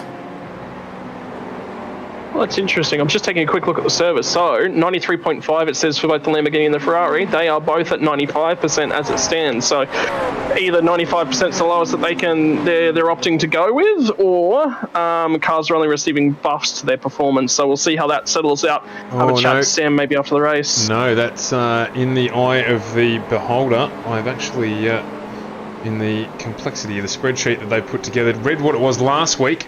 Last week, that's what I thought. Yeah, it was 93.5 for Lambo and Ferrari. Yes, that's correct. 95.5 for the Porsche and the BMW, 98 for the McLaren, 97 for the Mercedes, and 93 for the Audi. So McLaren lost, the Ferrari lost 1.5, Audi lost 1, and the Porsche, McLaren, and Mercedes all gained 1%. Pit stops. Danny Davidson coming in with John Merritt. So first of the pitters up the front of the field. Capel, Widders, Jack Boyd, Rizzo and Cardioni sticking it out. We've got Dustin Fletcher staying out there. The rest of the drivers coming in. Jeff Connell staying out. James Pettigrew, Brendan Levine. So a lot of drivers coming in right now. So those guys that were fuel saving are able to make that extra lap. I said about Lachlan Capel, he's probably been fuel saving a little bit. That's why he's getting a turn of speed now. Look at the fire breathing out the back of that McLaren. That's not going to be fuel saving. No, that's not very fuel efficient. That might power a jet quite nicely, but the McLaren kind of wants a few less of those flames. And look, Danny Davidson actually having a little bit of issue just where this pit box is. He has to actually turn a long way, and that McLaren does not have a great steering ratio for slow corners like that. It comes out side by side are a couple of cars going to come out right into the mix of the battle for Danny Davidson right here, just behind Aaron Rantiello and Jay Potts. Those two were side by side as they came out of pit lane, and now that McLaren is caught up in, I'd say, a little bit of traffic, but they are racing for position technically at the moment, but those guys have stayed out. Well, have they? This will be critical for his laps. Yeah, so they've done another lap for sure, so you'll see most of the field start to file in probably this time by. Those few that have been fuel saving might squeeze the extra lap, gets the move done nice and cleanly. Doesn't look like it cost him much time for Danny Davidson, because that'll be critical. That is potentially the race lead being thrown away right there with where he's come out. Oh, car off in the background, coming through Ascari, dropping like a rock. It was a Lamborghini, it was a red Lamborghini, it's a towed Lamborghini. John Merritt getting let through there. Very, very kind of Aaron Rancelli. Here it comes. Getting through, but here comes the pit stops. It's going to be crucial now of getting that time. Who is going to make it through? Who's going to absolutely nail this one? So we're going to find out shortly. Danny Davidson just coming down the straight now, going towards the curve of the Parabolica. So it's going to be very, very close. Of course, will that traffic have affected Danny Davidson and John Merritt? How much will it have affected them? They're just coming around Parabolica now, just exiting the corner onto the front straight now. Lachlan Capel leaving pit road at the moment. It's going to be neck and neck as they come out. You can see Danny Davidson lost time, and they are side by side. Capel just losing a couple of milliseconds there as Danny Davidson just gets the lead, and look at John Merritt side by side into the first corner. He's going to get the corner here, cuts across, little bit of contact maybe between Capel and Davidson. Nicely done, though. John Merritt taking that position aggressively from Cable and absolutely making sure he holds that spot. I wonder whether that puff of smoke might not have been a tyre locking as well. So keep your eyes on that, ladies and gentlemen. A good run going down to the second Variante and trying his best to put pressure on to John Merritt at the moment. Can't quite do it this time round, but it is all about putting pressure on that car ahead of you. Of course, one of the other things, Scotty, is when you're following a car, you're going to be damaging your tyres a little bit more, and in these endurance races, that can make a bit of difference. Particularly from the McLaren, who likes to wander around on the rear end and turns in a little bit better on the throttle. That's just the way that car works characteristically. BMWs will be scrubbing those tyres quite aggressively, so you may see a few of these boys up the head of things in the big Bertha Beamer start to fall off in terms of front wheel grip as well. So, but for now, Jack Boyd did the old short pit, saved a bunch of fuel, didn't worry about trying to take the extra lap. Great run at the moment on Lachlan Capel. He has got the slipstream from that McLaren. Jolts out for Parabolica, gets the inside line here. McLaren versus BMW, and the BMW's got that inside line. Capel's just on that outside, gets a little bit squirrely as he just catches a couple of marbles possibly. Gets a good run off the corner though, and he's going to get a nice slipstream from the McLaren ahead of him. Jack Boyd does not get that advantage, and you can see the difference that makes. He's just going to have to fall in behind. Can't press the advantage there. Possibly went a little bit too soon. But now coming into the first corner, braking late in the big BMW. He's going to take the inside line here. Capel is going to be squeezed out. Can't quite make it through, and he almost loses a position to Jack Widders behind him. I tell you what, Widders is getting an absolute face fill of flames flying from the rear bumper of the Capel McLaren. He's been capable so far as Lachlan capable, but now he's got the immovable object, the unstoppable force, Jack Boyd, in front of him, and Boyd is on an absolute tear tonight. I think it's time that we saw Jack Boyd return to the winner's circle. Yeah, I think Boyd is very much looking for it tonight. Really, really pressing the advantage as it stands. Meanwhile, just behind, Widders has made the move on Capel, as well as Ross Rizzo. Rizzo in the big BMW, just getting past Capel. I think Capel might just be fuel saving a little bit here. Just easing off a little bit, not going as fast as... Oh, look at Carleone all over the back of him. Left, right, does not know which way to go. Decides to go down the inside for Ascari and makes that one stick. Capel's now just going to sit behind the big BMW and enjoy that big chunky rear end, giving him a nice bit of draft. He will just be able to lift off the throttle a little bit and fuel save in this position. I was about to say, can we just get a rear view from the back end of Carleone? Because I can tell you what, that McLaren would just disappear out the back of that thing if you're looking from the front. Oh, Capel gets loose! Big snap of oversteer there, loses the car. Possibly a little bit of tyre heat coming into play there. Do you know what? I reckon you might have been right about that contact. Do you reckon that's tyre damage there, Carl? I've got a feeling we might have a little bit, especially on the front left. So I reckon the front left might be having that, and I reckon that's just causing a little bit of extra heat to get in that tyre. Oh, Boyd sent it down the inside of John Merritt. Widders was trying to send it down there as well. Had to take the escape road, and Carleone has put it through the rear bumper of Rizzo, and you'll see it come up on screen now. A late dive there from Widders. Merritt had to take avoiding action. So did Rizzo and Carleone. Well, he is in a BMW. He was behind a BMW, and he was completely BM blindsided. Right now, Lachlan Capel's moved up just in front of Carleone. Ryan Kasher having a fantastic job in the AM class, sitting in P7 at the moment overall. As Rizzo makes it down the Carleone makes it down the inside. A little bit of contact again on Capel there.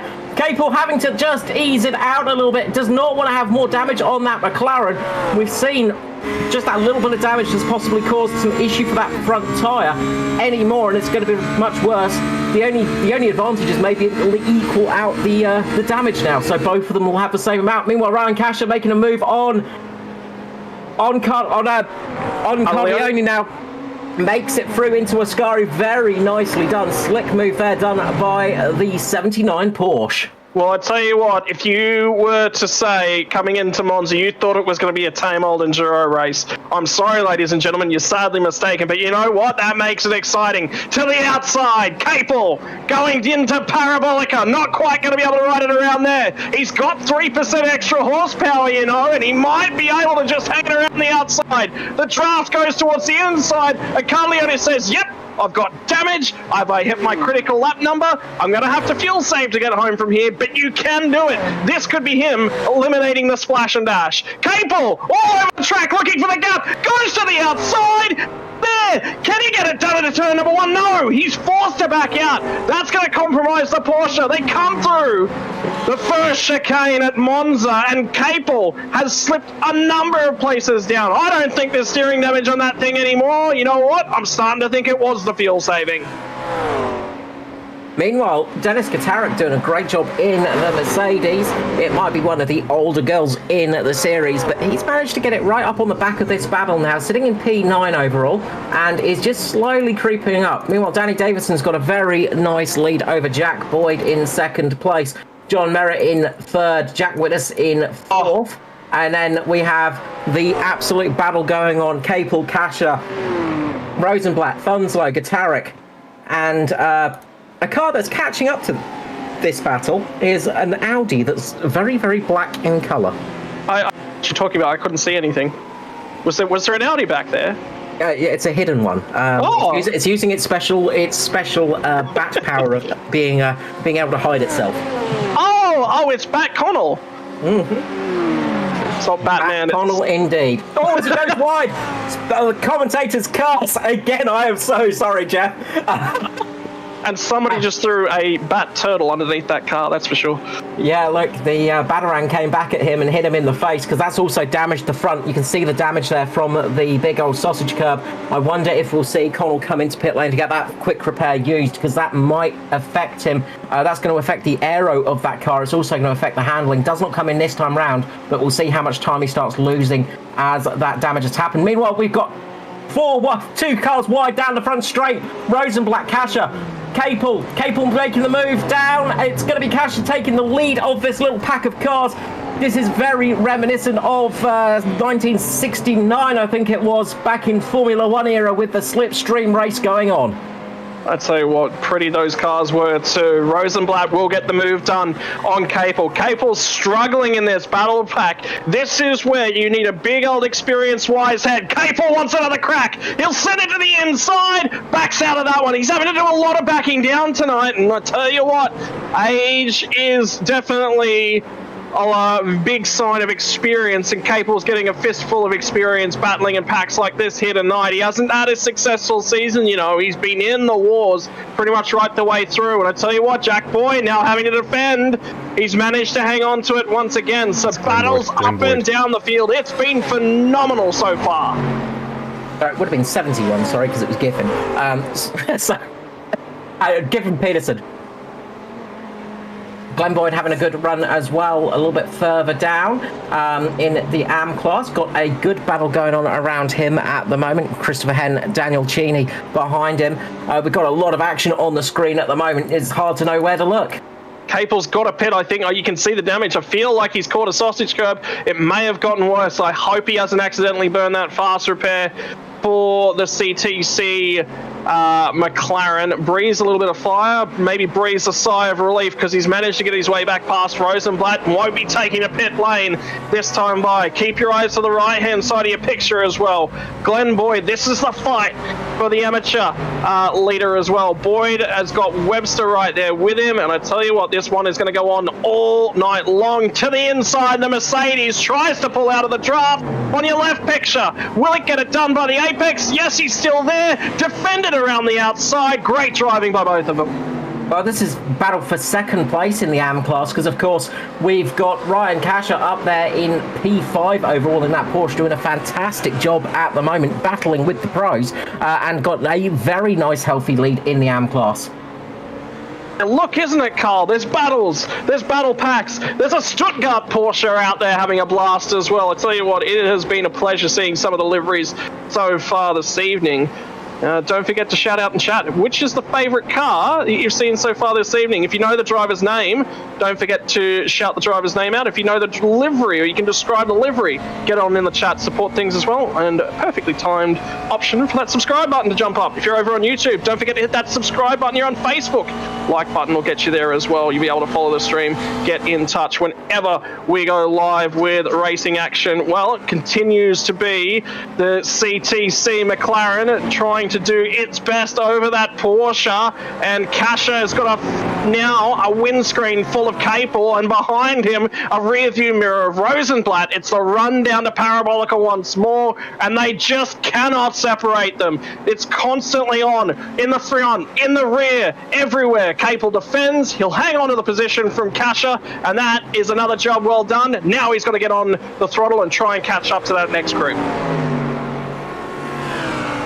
Yeah, Kasha is definitely cashing up to Capel as he made that little bit of mistake through Ascari. Again, Capel absolutely walloping those sausage curves, and you've got to wonder eventually that might come back to bite him.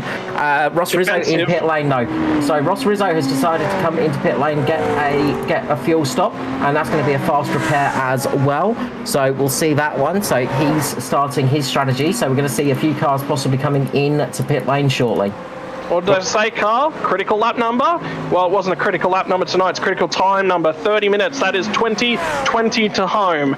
So, one stop remaining now for Ross Rizzo. We'll see when these guys start to file through pit lane. Once they do, will be one more stop to home. Capel, all sorts of out there mowing the lawns, it seems. A 15-year-old needs some yard work experience, and he's getting it here at Monza. Earning a few extra coins in his pocket money. CDC getting a fantastic bang for their buck tonight for sponsorship. Meanwhile, up front, Danny Davidson is still in the lead of this race, ladies and gentlemen. 3.35 seconds over Jack Boyd. Fantastic job for Danny Davidson so far tonight. Really, really pushing that car. You can see Jack Boyd in the background there. A car just going a lap down, and that's James Mojok there in the Porsche, just going a lap down at the moment. But Danny Davidson is just imperious with his lead at the moment. Guys, a little bit of insider information there. Mark Capel coming on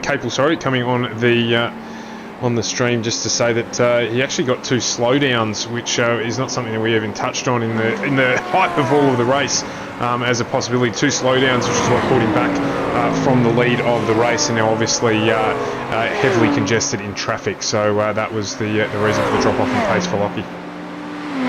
Yeah, you have to be careful of those slowdowns because it's easy to happen. The Porsches once again side by side. Kasha again going to take the inside line for the first section of the first corner, and he makes it through, slides it in front once again. Lachlan's going to be tired of seeing the rear end of that Porsche because it just keeps getting past him. It is a change of position lap after lap almost. These guys just constantly moving around, and the problem is with them battling like this, they're not really gaining time. There's a little bit of contact possibly on the back of Kasha. Lachlan Capel just gets a little bit of a touch up on the front right of that McLaren. A little tiny bit of damage that I can see visually. It was just the tiniest bit of contact as he just got caught in the draft. Yeah, caught in the draft, got the overlap, and wasn't quite there to the outside of the car. Well, he'll take it back down into the second chicane once again, through the first Lesmo, through the second Lesmo, and something tells me, Carl, you found something once again. Yeah, Connell just having a huge moment going through the curve at the first Lesmo. Just absolutely off in the wilderness, but managed to keep the car in bounds at least and didn't get a slowdown, so he's managed to survive it out there.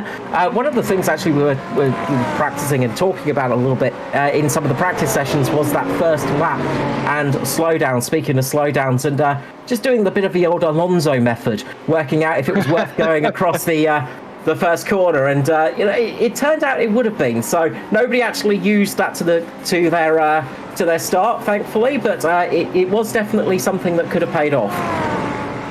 It's something to think about, something to use your mind, and it was the young brains of Capel that was thinking outside the box. And again, Capel is going to be to the outside of the Porsche. Now he does have damage, he does have aero in a straight line, but there is a 3% power buff, and you can just see the McLaren suddenly start to surge ahead as they get towards the tail end of the straight. Pretty even most of the way down there. Once again, takes the outside line into the first corner, gets it done before the exit of the second one, but that was Kasha having to check up a little bit. I tell you what, if either of these guys started using their brain, Carl, they might just sit single file for a while here, remembering that Capel's got that huge engine penalty. It might be wise to just let him lead, and remembering as well, this is M versus Pro. Well, that's it. I mean, you know, racing drivers and brains don't go hand in hand with each other often. We know this one from experience. We love you, racing drivers, but... Please don't stop. Please don't stop being racing drivers. Keep it up. It's, well, I mean, it's, you know, it's use the brain, but throw it out the window when you feel like it, right? This is why you have the engineers on the pit wall talking to them, because, they're using all their brain power to keep the car on track, and they're not thinking about the rest of the stuff. Meanwhile, up in the AM class, it is Hugh McLaughlin, I believe, currently sitting in P2 at the moment, just ahead of Glenn Boyd, as we have a big incident in turn one again. Who is that? What looks like a Lamborghini. It's gone round. Ooh. Careful with the re-entry there, Miles Bond. He's going to take to the Fernando Alonso escape route. And does not take it properly. No, interestingly enough, if you actually take it as is, you don't suffer the slowdown. This is something that was discovered by myself in practice. Just doing a few laps. You out there? Sorry? I did see you out there turning some laps out there on the track. I was getting a few ideas of what was happening. But we've got pit lane action. Danny Davison, John Merritt, Ryan Kasha, Michael Rosenblatt, James Pettigrew in pit lane. Jack Boyd, Jack Widders, Lachlan Capel, Jeff Connell, and Dustin Fletcher with Brendan Levine sticking it out for an extra lap. They're going to go a little bit longer. That's going to help them towards the end of the race. They will have to do a little bit less fuel saving. They'll have a little bit of a shorter pit stop time. They have to take a little bit less fuel in pit lane, and then that could be a little bit of a boon for them later in this race. And guess who I just see lurking in the background as the sun starts to set? Well, they start to get further and further, more and more invisible, should we say, as he's recovered from his attack at the Batarang, going over the curves at Ascari. And it's Jeff Connell and doing his typical Jeff Connell ways. I believe that is the sound of an Audi fuel saving. Yeah. Will he do a Tazio Nuvolari at the Emilia Melgala back in 1930? Switch those lights off, pretend he's not there, and then jump somebody on the last lap, surprising them. Of course, the famous victory for Tazio Nuvolari back then. I don't think he'll try that one, but it's worth a shot. Okay, so all the cars have got their lights on once again, bar the McLarens. You guys want to take a bet? How long before the McLaren's lights come on? I'm going to say right around 39 minutes. Oh, that's a good one. I'm going to go 40. You got 40 on the dot, Stuart? You got any picks? Where were we? Last week, it was around about that last pit stop. So you're about 30. I'm going to go 37 minutes. Oh, that's now. I won't go 37 minutes. Because they're not on yet.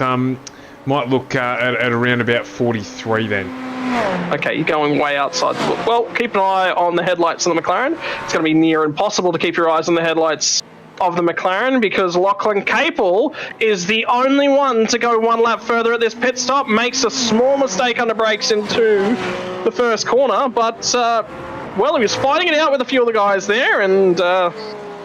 he's the only one to go that extra mile. Danny Davison is the next car in the queue, and he's pit. So the gap between Capel and Davison's 26 minutes. Jack Boyd is going to rejoin the circuit just behind Danny Davison and will jump Jack Widders. Will he jump John Merritt? Yes, he's going to maintain that lead, but Widders will not. So Widders will be attached to the rear bumper of John Merritt. You get the feeling. So Capel is pushing hard. That says to me he's on his way in this lap, and we are 30 minutes from home. The splash for young Capel is going to be a small one. He has saved a lot of gas here. Yeah, very much in fuel-saving mode. Hopefully he's got enough to make it to the pit lane. I'm sure he has, but it will be a little bit touch and go. He might have a little bit of a cough just getting into his pit box. Quite a long stint on his behalf, but it's a smart little move here. Just go that little bit longer. Obviously, he's going to hope that he can try and jump those cars that he was battling with, try and get in front of them and not have to worry about that battle, because that's something he won't want to have to do again, is that constant battling, because that was very, very tough work, and that really does tire you out as well.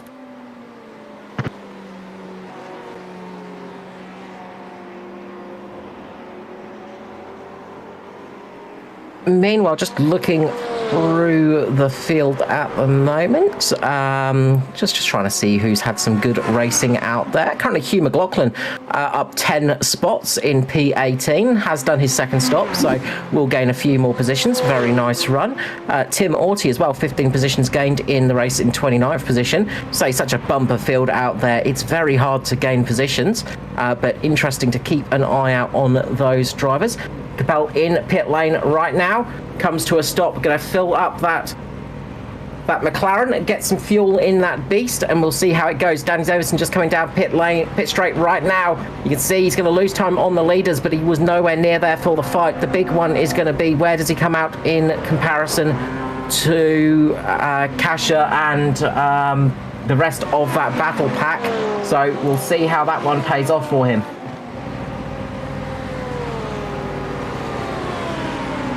So Dennis Gatarik just getting past, so he's just come out next to Dennis Gatarik right here. Gatarik side by side as they go in. Cable manages to just get in front of him, so Jeff Connell a little bit further behind. So that's worked out quite well for Lachlan Capel, just behind Michael Rosenblatt at the moment. So Rosenblatt had a fantastic stop. Just looking through the order, looks like Ryan Kasha drops down a fair few positions. He's down into P15 overall, and he's just in front of Hugh McLaughlin. So that battle is going to be on for the AM class. So we'll see how that one goes with the beautiful Stuttgart Porsche.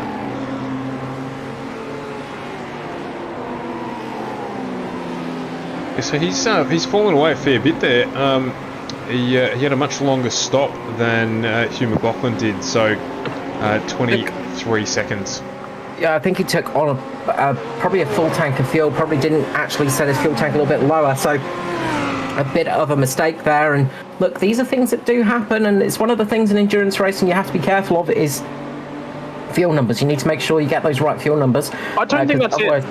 I really don't think that's it, because that says that the whole pack is on that same fuel strategy of short pitting. I think he's taken a single tyre. Oh, that's a cat amongst the pigeons. We'll have to go back and have a look at that. I'm going back to have a little look-see. So I'm going to have a little bit of a look-see at what's going on there. Because just because the pit stop is so dramatically much longer than everyone else's. Yep, he took tyres. So that's the thing there, so he has taken some tyres. So I'd say it's a mistake. He's forgotten to toggle those off. Unfortunately, one of the quirks of iRacing is, yes, you don't have a crew chief, which means you can't say no tyres. The crew chief's not setting everything for you. Got to do it yourself. Got to have it manually. A lot of the drivers will have software that'll be doing that for them and things, but obviously Cash has just missed that on that pit stop. Yeah, big shame there, as having a fantastic run, but still in the lead of the amateur class, importantly. So it's a loss in overall position, but not in class position, importantly. So, being that it's just chilled out a little bit on track, chaps, I think it's time for a question, don't you? Oh, here we go. Stuart, do you get sick of this? You commentate with him too many nights of the week. Oh, last night I had no idea. So, no, it adds something to the stream, Scotty. Well, Carl, he actually tried to give me some hints, and I've completely and utterly forgotten what the hint was now, so... Oh, wow, so there's a little bit of combox cheating going on. What a scandal. Well, hang on. You guys are a fair bit older than I am. So you guys have what you make up for the energy and the exuberance and experience and wisdom and enough time to watch more races than I've seen. What you have in exuberant youth, we have in dementia. So, I mean, I don't think it's quite that simple. So, speaking of, so back in 1925, we'll go for some early history here. So nothing too far back. Because you're young, Scotty, I thought I'd be nice for you. Back in 1925, unfortunately, Antonio Anscari lost his life in the French Grand Prix, which led to 3 drivers having a test drive in what car? The 3 drivers were Tazio Nuvolari, Vittogiano, and got which one the third one was. I forgot which one the third one was. So I'll go Vittogiano and Tazio Nuvolari. They had a test drive in which manufacturer of car back in 1925 to race for the rest of the Grand Prix series? Oh, going back that far, I'm going to have to guess Ferrari. This is way before Ferrari. Oh, it said it was a guess. Yeah, I said that's it was what a I'm- guess. Ferrari may have been a team owner, but he was driving back then, of course. I mean, it's got to be Ford, right? Oh, that just hurts. That's just painful. Ford's the only manufacturer I know that's been around that long, so... Oh, yeah, Ford were very good But the Grand Prix races back in the 1925. Model T wasn't out on track back then, so... I mean, we may have had a couple of Fords racing out in America, but no. I'll give the audience a little bit of a chance. It's going to be a brand that I've never even heard of. Yeah, it is, 100%. Was it steam powered or was it petrol? Yeah? They still race in Formula One today. Oh. It's got to be Renault then. No. You're going to be kicking yourself for this one. Oh, it's Mercedes. No. Tazio Nuvolari never raced for Mercedes. Or drove for Mercedes. He did test drive the Auto Union, however. I'll put it to you this way. Tazio Nuvolari is the first time that I've said that name. Oh, you know too little about motorsport. It was, of course, the famous Alfa Romeo Tifio.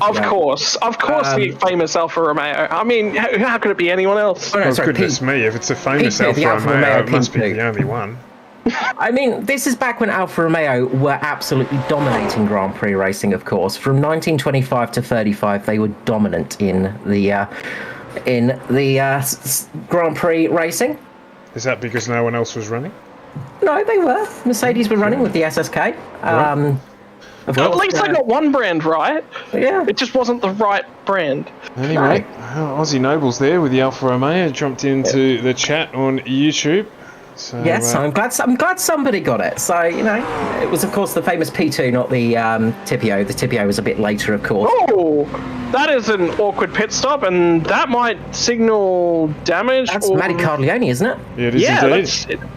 That looks like it's... that looks like something bad has happened, because he is very much stationary in pit lane. He's missing the back end of that BMW as well, so he's in for a full repair, I think. Yeah, because he's already burned his fast repair because of that incident we saw with the checkup coming out of the pit lane as well earlier on. So that'll be Cardiglione's night over and done with. Well, Danny Davison is still managing to get over the fuel burn on this McLaren. That's a critical factor as well. Something I was talking actually to a lot of the drivers earlier on about tonight. The fuel burn and the fuel fill rates are one of the ways that they balance these cars in real life, and doesn't seem to be affecting Danny Davison with the amount of horsepower he's got behind him though. No, of course not. He's doing a great job out there, really, really pushing along well. So, yeah, fantastic job from himself. Tell you what, Lachlan Capel is going to be exhausted by the end of this race. Even with the pit stop, he's come out in a battle, and he has continued to have to battle with Adam Funslow and Ross Rizzo, who's resurgent after that earlier incident, not at fault incident that he was involved in. So, but Capel here still battling away like he has done the entirety of the night. So it's been a full-on drive for him. I don't think Capel knows anything other than battling at the moment. He is pretty much all on it. Jack Boyd's doing a good job of closing the gap, though. He's managed to bring the gap down by about 3/4 of a second, so he is closing a little bit, managing to get onto the back of Danny Davidson. A little mistake here could be the end for Danny Davidson. Jack Widders is having a bit of a lonely time in P3 at the moment. John Merritt is having a bit of a lonely time. Jack Widders P4 currently, and then you've got Lachlan Capel trying to chase him down with Adam Funslow. I was actually just having a quick look because there was a couple lap cars I just seen in the last half a lap. And a big shout out to Lap Traffic. They've actually done a phenomenal job here. It's tricky, it's particularly at Monza, to let cars go because the cars are caught up in big old chains of draft packs. It's so tricky to let all of the draft pack go and knowing when you've got to back out to let that happen and sensing when the cars are side by side. But so far, what I've seen has been absolutely excellent. It's been cars recognizing I've got a chain of 5 cars here. That means I'm going to bail out of the throttle even earlier than I would for a single car. Well, as the race continues its trundle towards the final pit stop. The pit window will open in a minute. It's a perfect time to cross over to the sponsors, and one of them on screen right now, the Phoenix Smokers liveried car. You see Simrigs there just behind, just above the wheel arch as well. So this season number 5 of AUSPROAM Sim Series, proudly brought to you by our talented sponsor, simrigs.com. If you need your latest hardware, and in fact, I'm actually getting my more order in later tonight once we're done here, boys. So jump on over to simrigs.com. The Alpha rig, the Alpha wheelbase is the one to pick up. You can also get the Alpha Mini, a great big range of steering wheels and 80/20 frames as well. A lot of options available at simrigs.com. Phoenix Smokers as well, proudly brought to you by, I believe that's one of the Audis on screen running around there. So great to see them represented yet again. 93 PC, of course, with thanks to Sam Lehman and all he does over there. CTC, Computer Technology Corporation, all your technological needs. I might need a technological support item to try and get me through talking through some of the commentary booths sometimes. They might be able to help me out. Have to get in touch with them. And Chuka Toyota there, proudly brought to you by John Merritt, who's having an absolutely cracking race from P3 so far this evening. And I know I've missed one. It's HJ Plant Repairs, Hayden Jackson. Big shout out to Hayden Jackson, wherever you are this evening, buddy. Hope you're having a great night and enjoying the racing. It's been awesome to bring it to, and what a great race it's been. I'll tell you what, CTC, like you said, Lock on Cable's been on hard to get off screen tonight because he's been having a cracking race. All the sponsors really well supported right throughout the field tonight, Carl. Yeah, absolutely, and it's great to see those sponsors being supported by those drivers. And look, the drivers are doing a great job of flying those colours as well, because they are really showing them off well, driving extremely well to fight. And it looks like we have got Ross Rizzo in pit lane. Yeah, so Rizzo's hit the opening end of this pit window. Ross Rizzo, if there's somebody in the field knows how to get the most out of a fuel window, it's Ross Rizzo. He says, look, I'm caught up. I need to be released. I don't want to be battling these guys. I'm going to make that overtake in pit lane. This may be a short stop here for Ross Rizzo too, so he might jump these guys with the lack of time spent in pit lane. We'll have to see where he comes out, and as the final pit stops will happen across the next 10 minutes or so. Keep your eyes out for that. Race leader, Danny Davison, encountering some more lap traffic down towards the second Lesmo, having a cracking night. Jack Boyd, you see him in the background there. The lights on the Lamborghini have actually come on, and none of us have recognised it and forgotten about our bets. As is often the case. Came on about 50 minutes, Stuart said in the background. So Stuart's the winner with that one, 43 minutes. Get your bets in for next week, ladies and gentlemen. Won't be in the Lamborghini, the McLaren, any of those cars next week. We will be in a mixture of two different cars. I'll tell you what, past two guys are getting excited to get the Mazda out from the Indianapolis road course next week, as well as the Pro and Am drivers will have the option of the Cadillac CTS-V or the Mazda MX-5. Carl, discuss the benefits of each car. Well, the Mazda MX-5 is the superior car. Okay, all right, job done. Yeah, that's it. I mean, do we need to know more? It is just such a fun car to drive. It's going to be a cracking battle around the Indianapolis road course as well, with that long straight. Bump drafting is going to be a critical factor, I think, for the guys, is finding somebody that you trust to bump draft with. Yeah, that's it. I mean, obviously with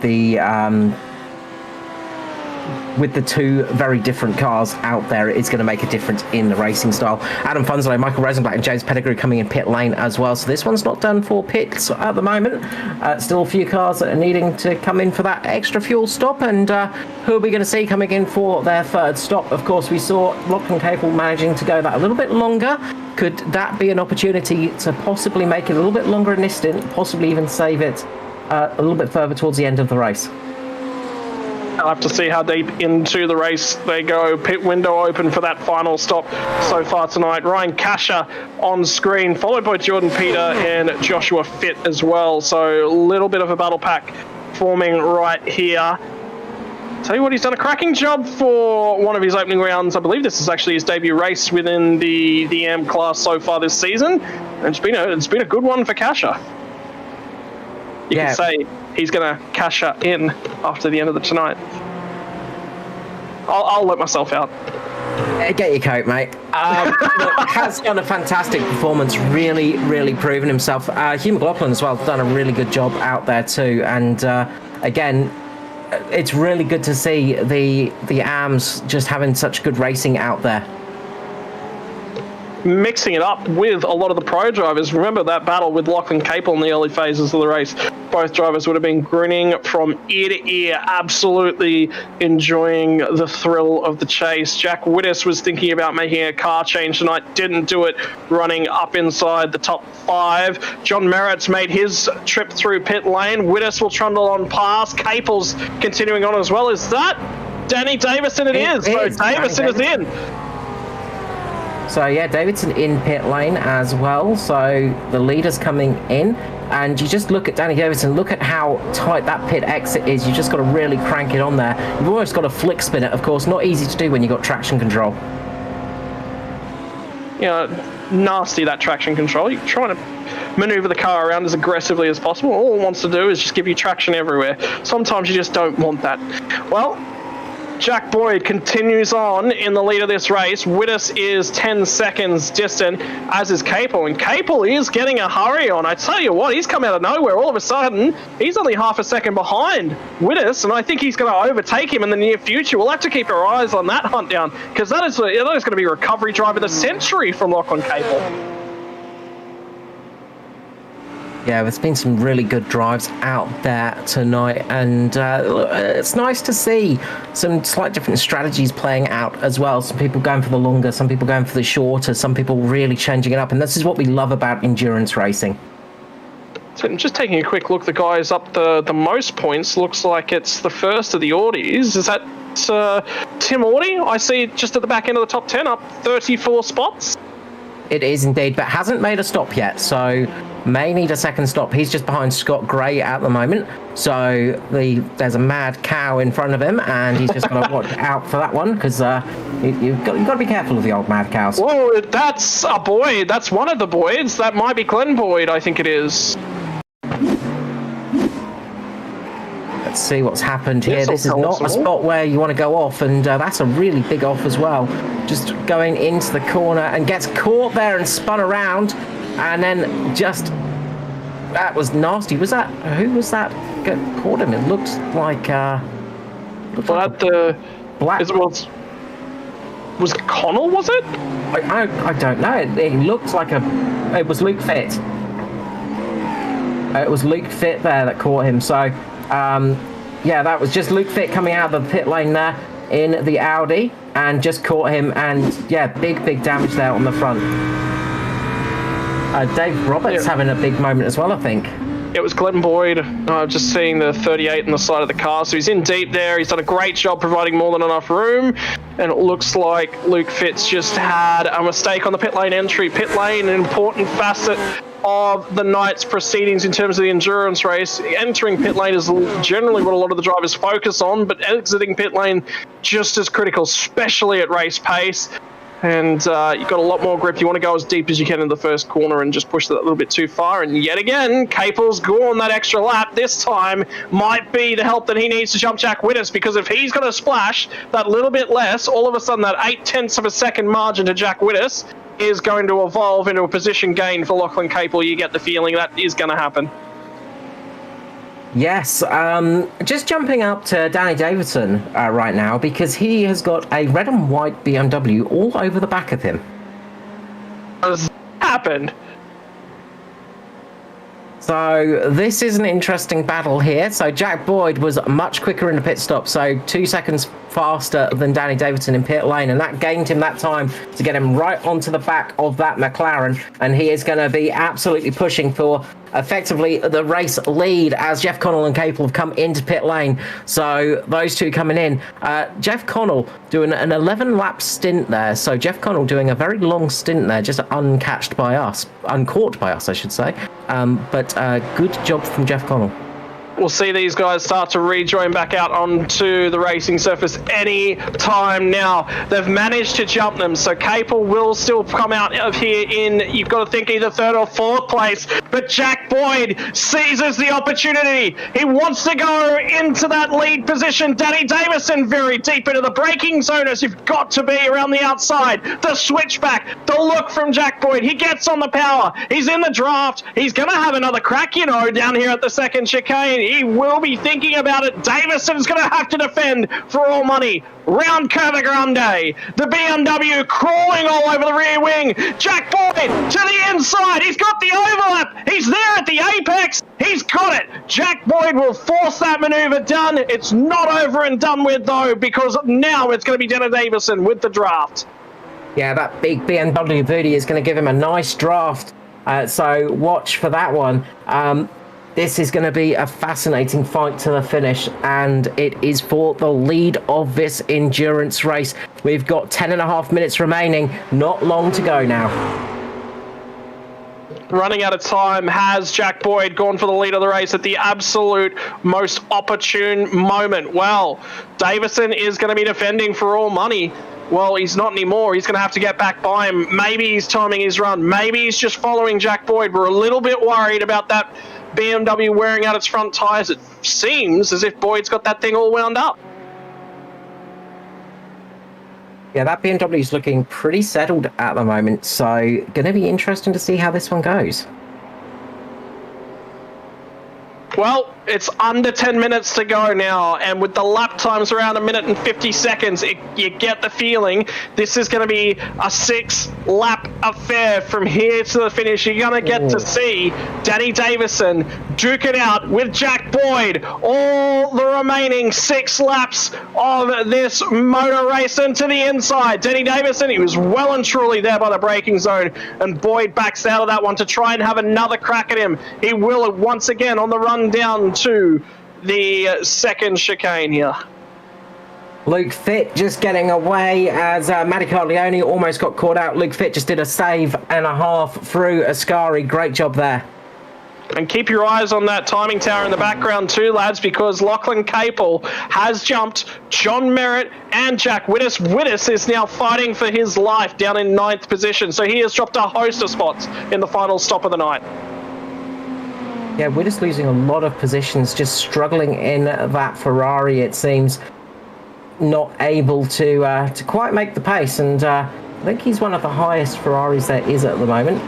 Can you go and have a look at the pit stop once again there for me, Carl, because it's 8 seconds longer, and that's exactly how long Cash's was compared to the rest of the field. It may have been a single tyre stop. Yep, that's what it is. So there you go, one tyre in a GT3 car costs you 8 seconds.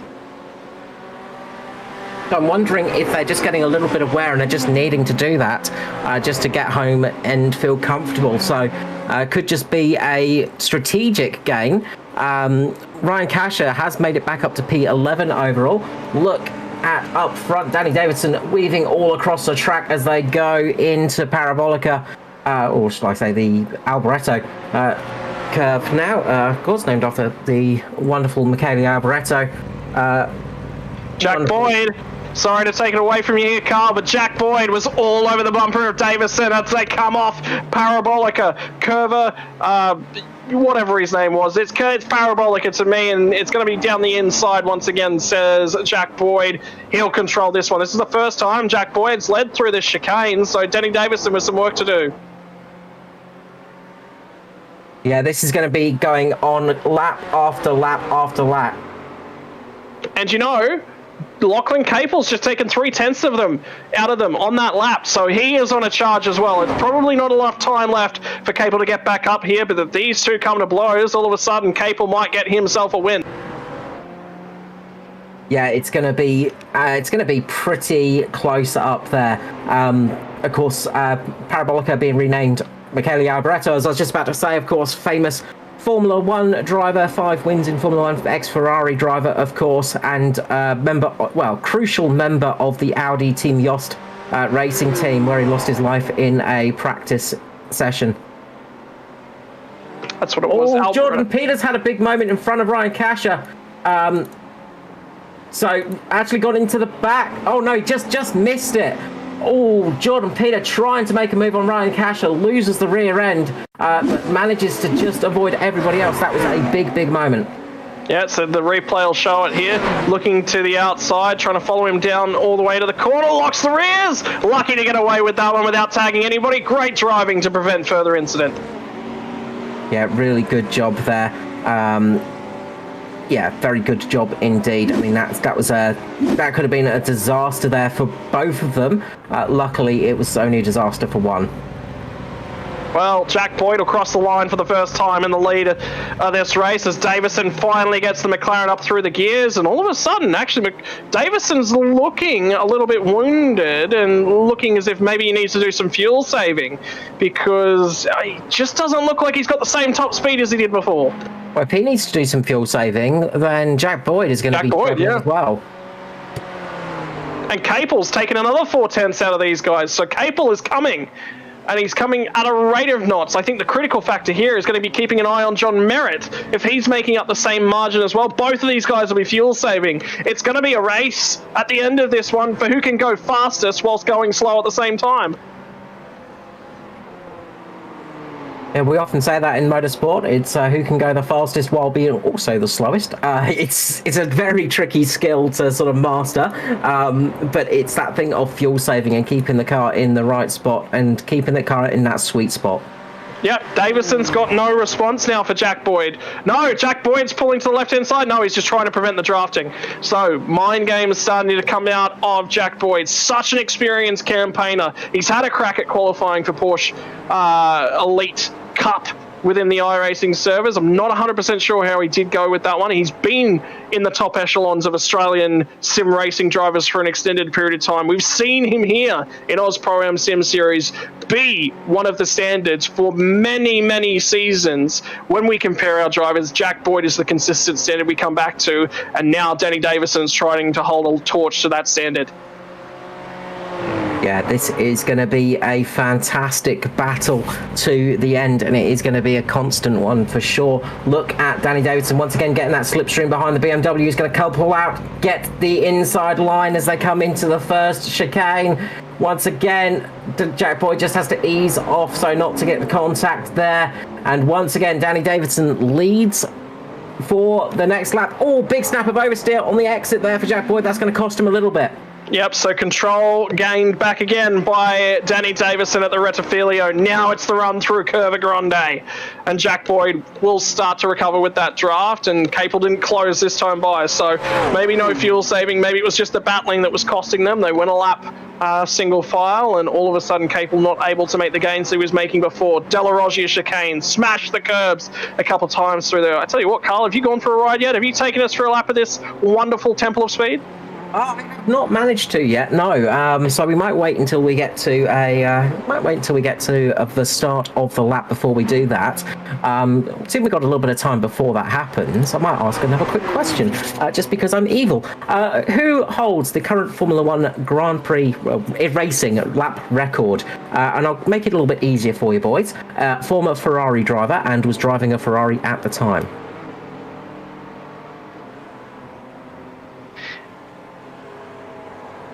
Vettel? No, it couldn't be Vettel. It'd have to be, I know him. Is it Barrichello?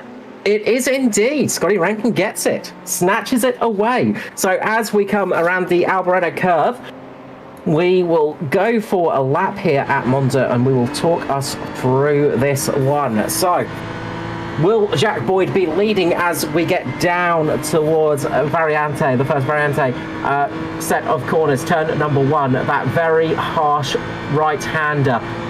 No, he's not got enough speed this time round. Going to be looking for the next lap. So, turning into this corner, dropping the car down to the lowest gears. He's going to crawl through that corner. Davidson just catches a bit too much curb. This is going to give Jack Boyd a little bit of a chance on the exit as they go through the Curva Biasco, double turn number 3, up towards the second Variantas. So he's going to have a chance here for second Varianta, that left-right. So you've got to be careful through this corner. It's very easy to make a mistake. It's going to be braking around about the 100-meter board.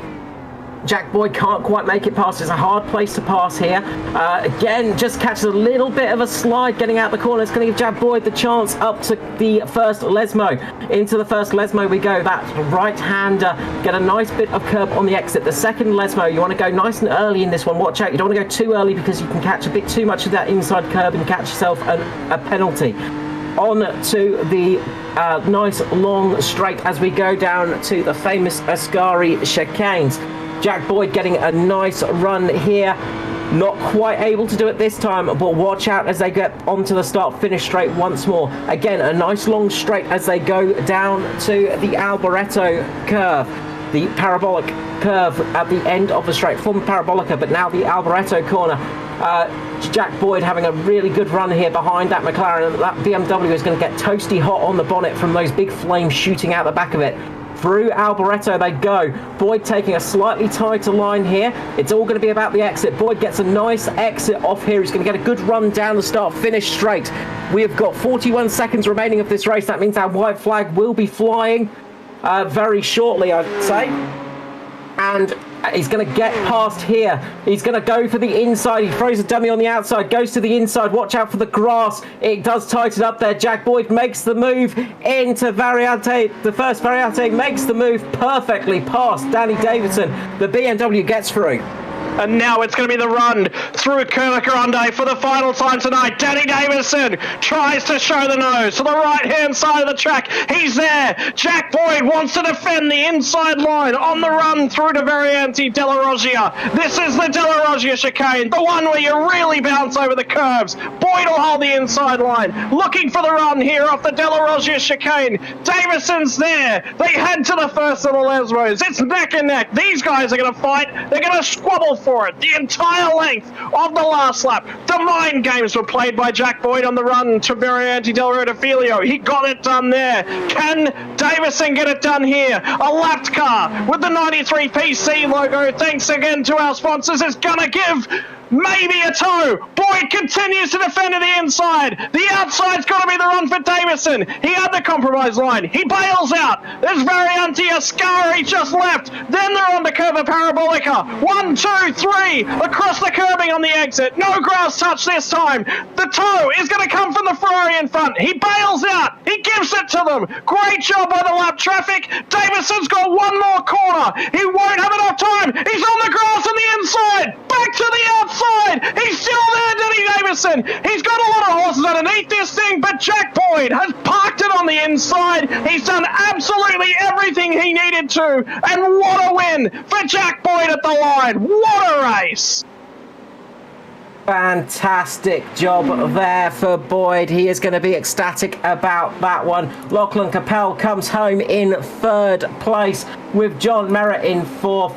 Adam Funslow battling it out with Ross Rizzo, but Ross Rizzo makes it ahead of him in P5, 6 for Adam Funslow. Rosenblatt 7th, Jeff Connell comes home 8th, Jack Widdowson 9th, and 10th for Dustin Fletcher. With the AM class, it is Ryan Casher cashing in on a fantastic performance in that Porsche, taking the victory and getting the amateur class win. Hugh McLaughlin comes home 2nd. Third place will be Maverick Benson. What a run right the way through. Monza, it's the temple of speed, it's the temple of excitement, it's the temple of phenomenal motor racing, if you don't mind me saying. What a race by the entire field. Battles right up and down, draft packs, they create phenomenal racing. And I tell you what, Jack Boyd, finally the resurgence that he's needed. The last few weeks, they've not been the cleanest for Jack Boyd. He hasn't had things all his own way, but he finally finds a return to form in round number 4 of season number 5 of AUSPROAM Sim Series. A race from lights out at the start of things right through to the end. A slow pit stop for Danny Davison. He'll rue the lack of fuel saving, I think, tonight. He just needed to do a fraction more and he would have been safe.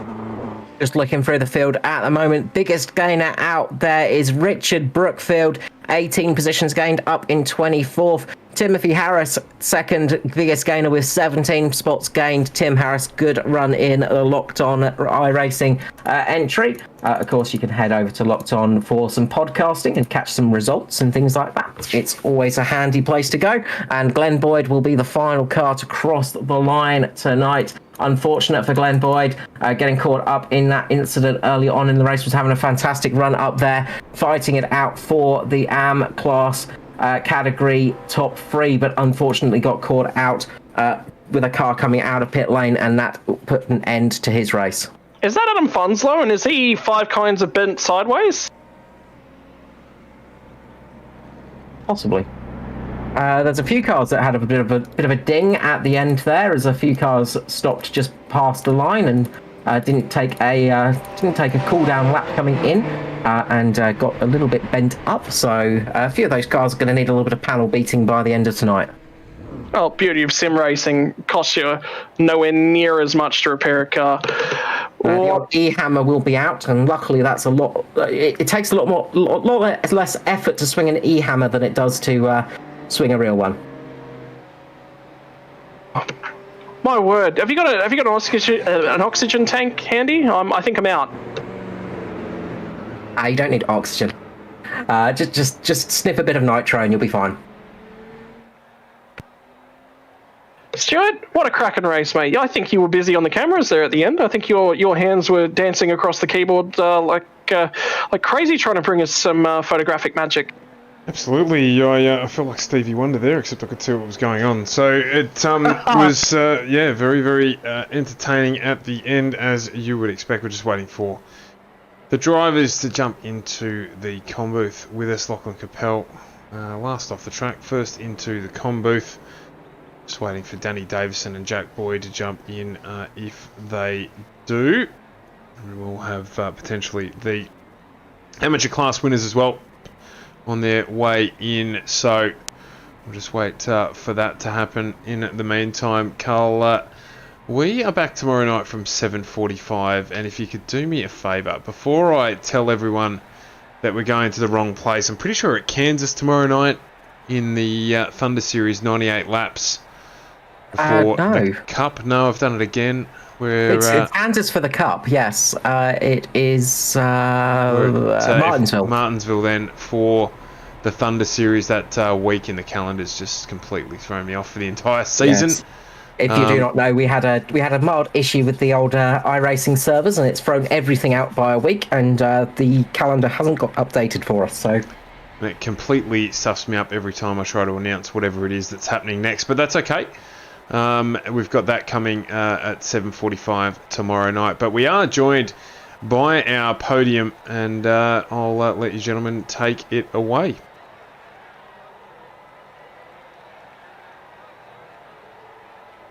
So we will start off with our third place finisher, Lachlan Capel. Well done on that P3. Not the easiest of races out there for you tonight. No, I'm more relief. Just I've had really terrible races over the couple of times, and then when the Macca power diff this weekend just made it so much better for the car, and I knew that this was going to be my week, so I had to really work hard for it, and I was getting cheeky slowdowns a couple of times, which made me slow down and lose a couple of the pack. And once I lost Danny, I knew that it might not have been as easy as I could have made it, but I went really tight on fuel strat, and I just drove it to the end on each tank. I had to coast to the pit, to my pit box one, and it just got me because I was able to get merit with a couple laps to go and power on from there and gain a 2-second gap from him. So it was just, it feels, I can't really describe how it feels. Well, I mean, you did some battling. I mean, CTC will be very happy tonight because you were on cameras for pretty much most of the evening with all that battling you were doing with Rizzo, Funslow, Ryan Casher as well. You know, a lot of fighting you had to do. And I think there was about 10 laps there where you and Ryan were just swapping position lap after lap after lap. Yeah, it was just constant battling. It's how the straight goes for me.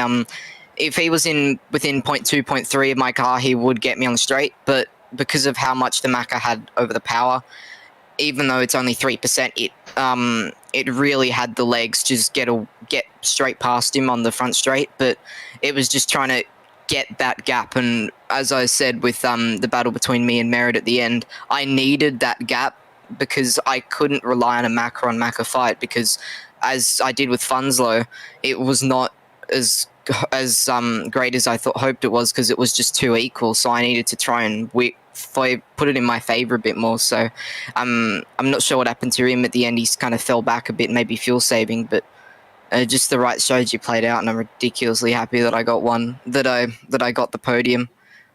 Absolutely. Look, a well-deserved podium. Congratulations. Before I let you finish up, the usual thing of shout out and love to all the sponsors on your car and anybody you'd like to say hello to tonight. Yeah, I'd just like to have a huge shout out to CTC. You know, my dad's been there behind the thing all past few weekends trying to help me out, plan what I'm supposed to be doing and figure out exactly what I'm doing wrong, and just working on my mental a lot, you know. Yeah, so I'd really like to thank him and his company from coming on board. HJ Plant, Sim Rigs, Phoenix Smokers, and you guys, and Chuka Toyota for coming on for this season as well. Thank you so much, Mr. Capel. Have a fantastic week, and we will hopefully catch you back in the booth very shortly. Will do. Hopefully this can translate to my maths yearly I have on Thursday. Good luck, mate. Okay, next up we will head to another Macca driver.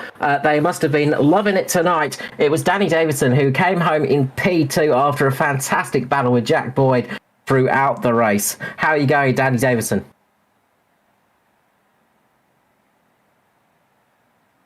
Oh, we got you there, Danny? Sorry, I was muted. There we go. Yeah. Not a problem.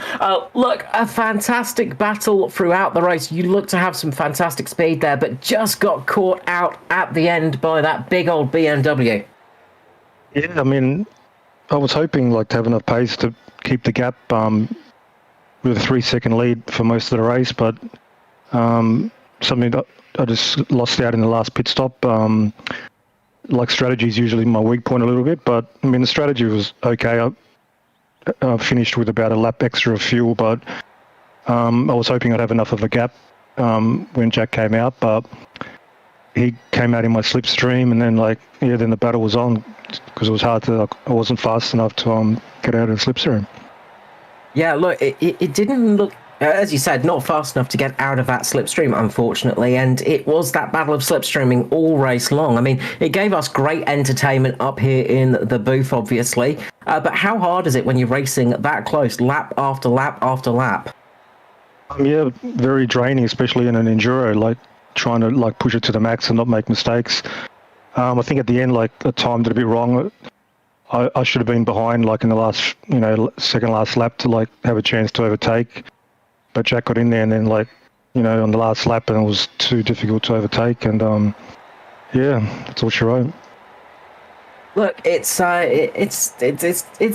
always tricky when you're P2, and especially when you're so close to the car ahead of you, because you're sort of the car that almost made it to the front, but you'd put in a fantastic effort tonight, and obviously you had some great pace out there, but just at the end, just getting caught out.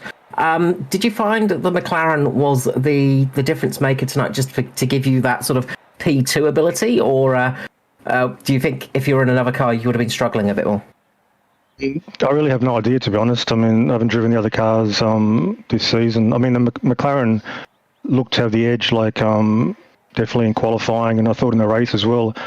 If I was in clean air, without a slipstream, I think I was slightly quicker, but I think just a little. I think Jack made up a little bit in the pit stop, and it was neck and neck. But overall, I'm sort of disappointed. I wanted to take advantage of the McLaren tonight, but that's the way it goes. Hopefully next time. Hopefully so. Look, before I let you go, I just want to edge on qualifying, because you popped it up on pole with a 47.9, obviously getting it down into the 47s. That is a heck of a lap. Yeah, it was a good lap. Fortunately, it doesn't win you the race. It's not a guarantee for a race win, but... Oh, look, that is it. Pole position doesn't always guarantee a race win, but nonetheless, a fantastic effort tonight. Before I let you go, the usual thing of shout out love to sponsors and anybody you'd like to say hello to tonight. I have no sponsors, just shout out to you guys for the great streams and the admins for the league, and see you guys next week. Not a problem. Or hopefully after tonight's performance, you might hopefully get a few people contacting you to chuck a few names on that car, because you definitely appeared on the stream tonight a lot. Cheers, guys. Catch you later. Thanks, Danny. Next up, we will head to the race winner, getting the BMW home in P1 here at Monza. Congratulations, Jack Boyd. Yeah, thank you. Bit of a surprise. I mean, come into the server tonight, I think the McLaren might have had a tiny edge for sure. But yeah, just tried to use my head a bit through the race and yeah, just head down, try and save a little bit of fuel. I think I had a lap, maybe not about a lap, maybe a lap and a half over Danny. So that kind of played me in, and then yeah, managed to get the slipstream and we had a wicked race. Obviously, that final pit stop as well was absolutely, well, pretty much perfect. I mean, you're a good 2 seconds faster than Danny in pit lane, and took a little bit less fuel, of course, but nailing that pit stop obviously really helped you in the final section of that race. Yeah, for sure. I mean, without the, I think it was probably 3 litres over him. Without that, I wouldn't have been in the slipstream, and yeah, there wouldn't have been a race. So yeah, lucky about that. I planned that from the start. Obviously, had to do something different with the Beamer. I struggled a little bit with it, as that showed in quali as well. So yeah, pretty happy with the win. And yeah, big credit to Danny. We had an awesome race there in the last 5 minutes. So pretty hard after you've just done 65 minutes to race clean with someone. So yeah, big credit to him. I don't think we touched it all. So yeah, good race. No, fantastic job, and as we say, we love slipstreaming racing. We love seeing racing so close, and the fact you didn't touch is an effort to all of you as well. Just a great job in driving. One thing with the BMW, did it struggle tonight on tyres at all? We know that thing can chew up the tyres a little bit. It seemed like you didn't have too much issue tonight. No, it wasn't too bad actually. Normally it can chew through the rears if you get on the traction control and stuff like that, but no, just tried to manage the car, don't overdrive it, and yeah, it was all right at the end. Now look, congratulations on that well-deserved victory. It's been a bit of a time since we've had you up here in the booth at P1, and look, a really well-deserved one. Before I let you go, the usual thing of shout out and love to sponsors. Yeah, just a big thanks to everyone behind the scenes again. I know everyone says it, but it's a big effort to get everyone here and have a good race every Tuesday. So yeah, big thanks to everyone. Big thanks to you guys putting on the stream, and yeah, see you next week. Thank you so much, Jack Boyd. Boyd Racing, congratulations again on the win. Hopefully we'll see you back in the booth very shortly. No worries. Thanks, guys. What a fantastic race we saw there at the end. As we said, that slipstreaming battle was just entertaining, lap after lap after lap. As the sun goes down here in beautiful Italy, I think we have... Do we have any of the AMs in the area? We don't. We don't. We so don't. That is going to bring our broadcast to an end for So yes, the I evening. think the sun will set on the broadcast as well. So a big thank you to Chica Toyota, simrigs.com, Phoenix Smokers, and HA Plant Repair, and 93PC. As always, Computer Technology Corporation all being on board to help put this series on. Gents, as always, thank you for your participation in event this evening. We are back tomorrow night from 7:45 on FGM eCast, your E-Place for Pace for the Thunder series. So do join Callum and myself then, and until next stream, we will see you later, and take care of yourselves. FGM eCast, your E-Place for Pace, out for another Tuesday night.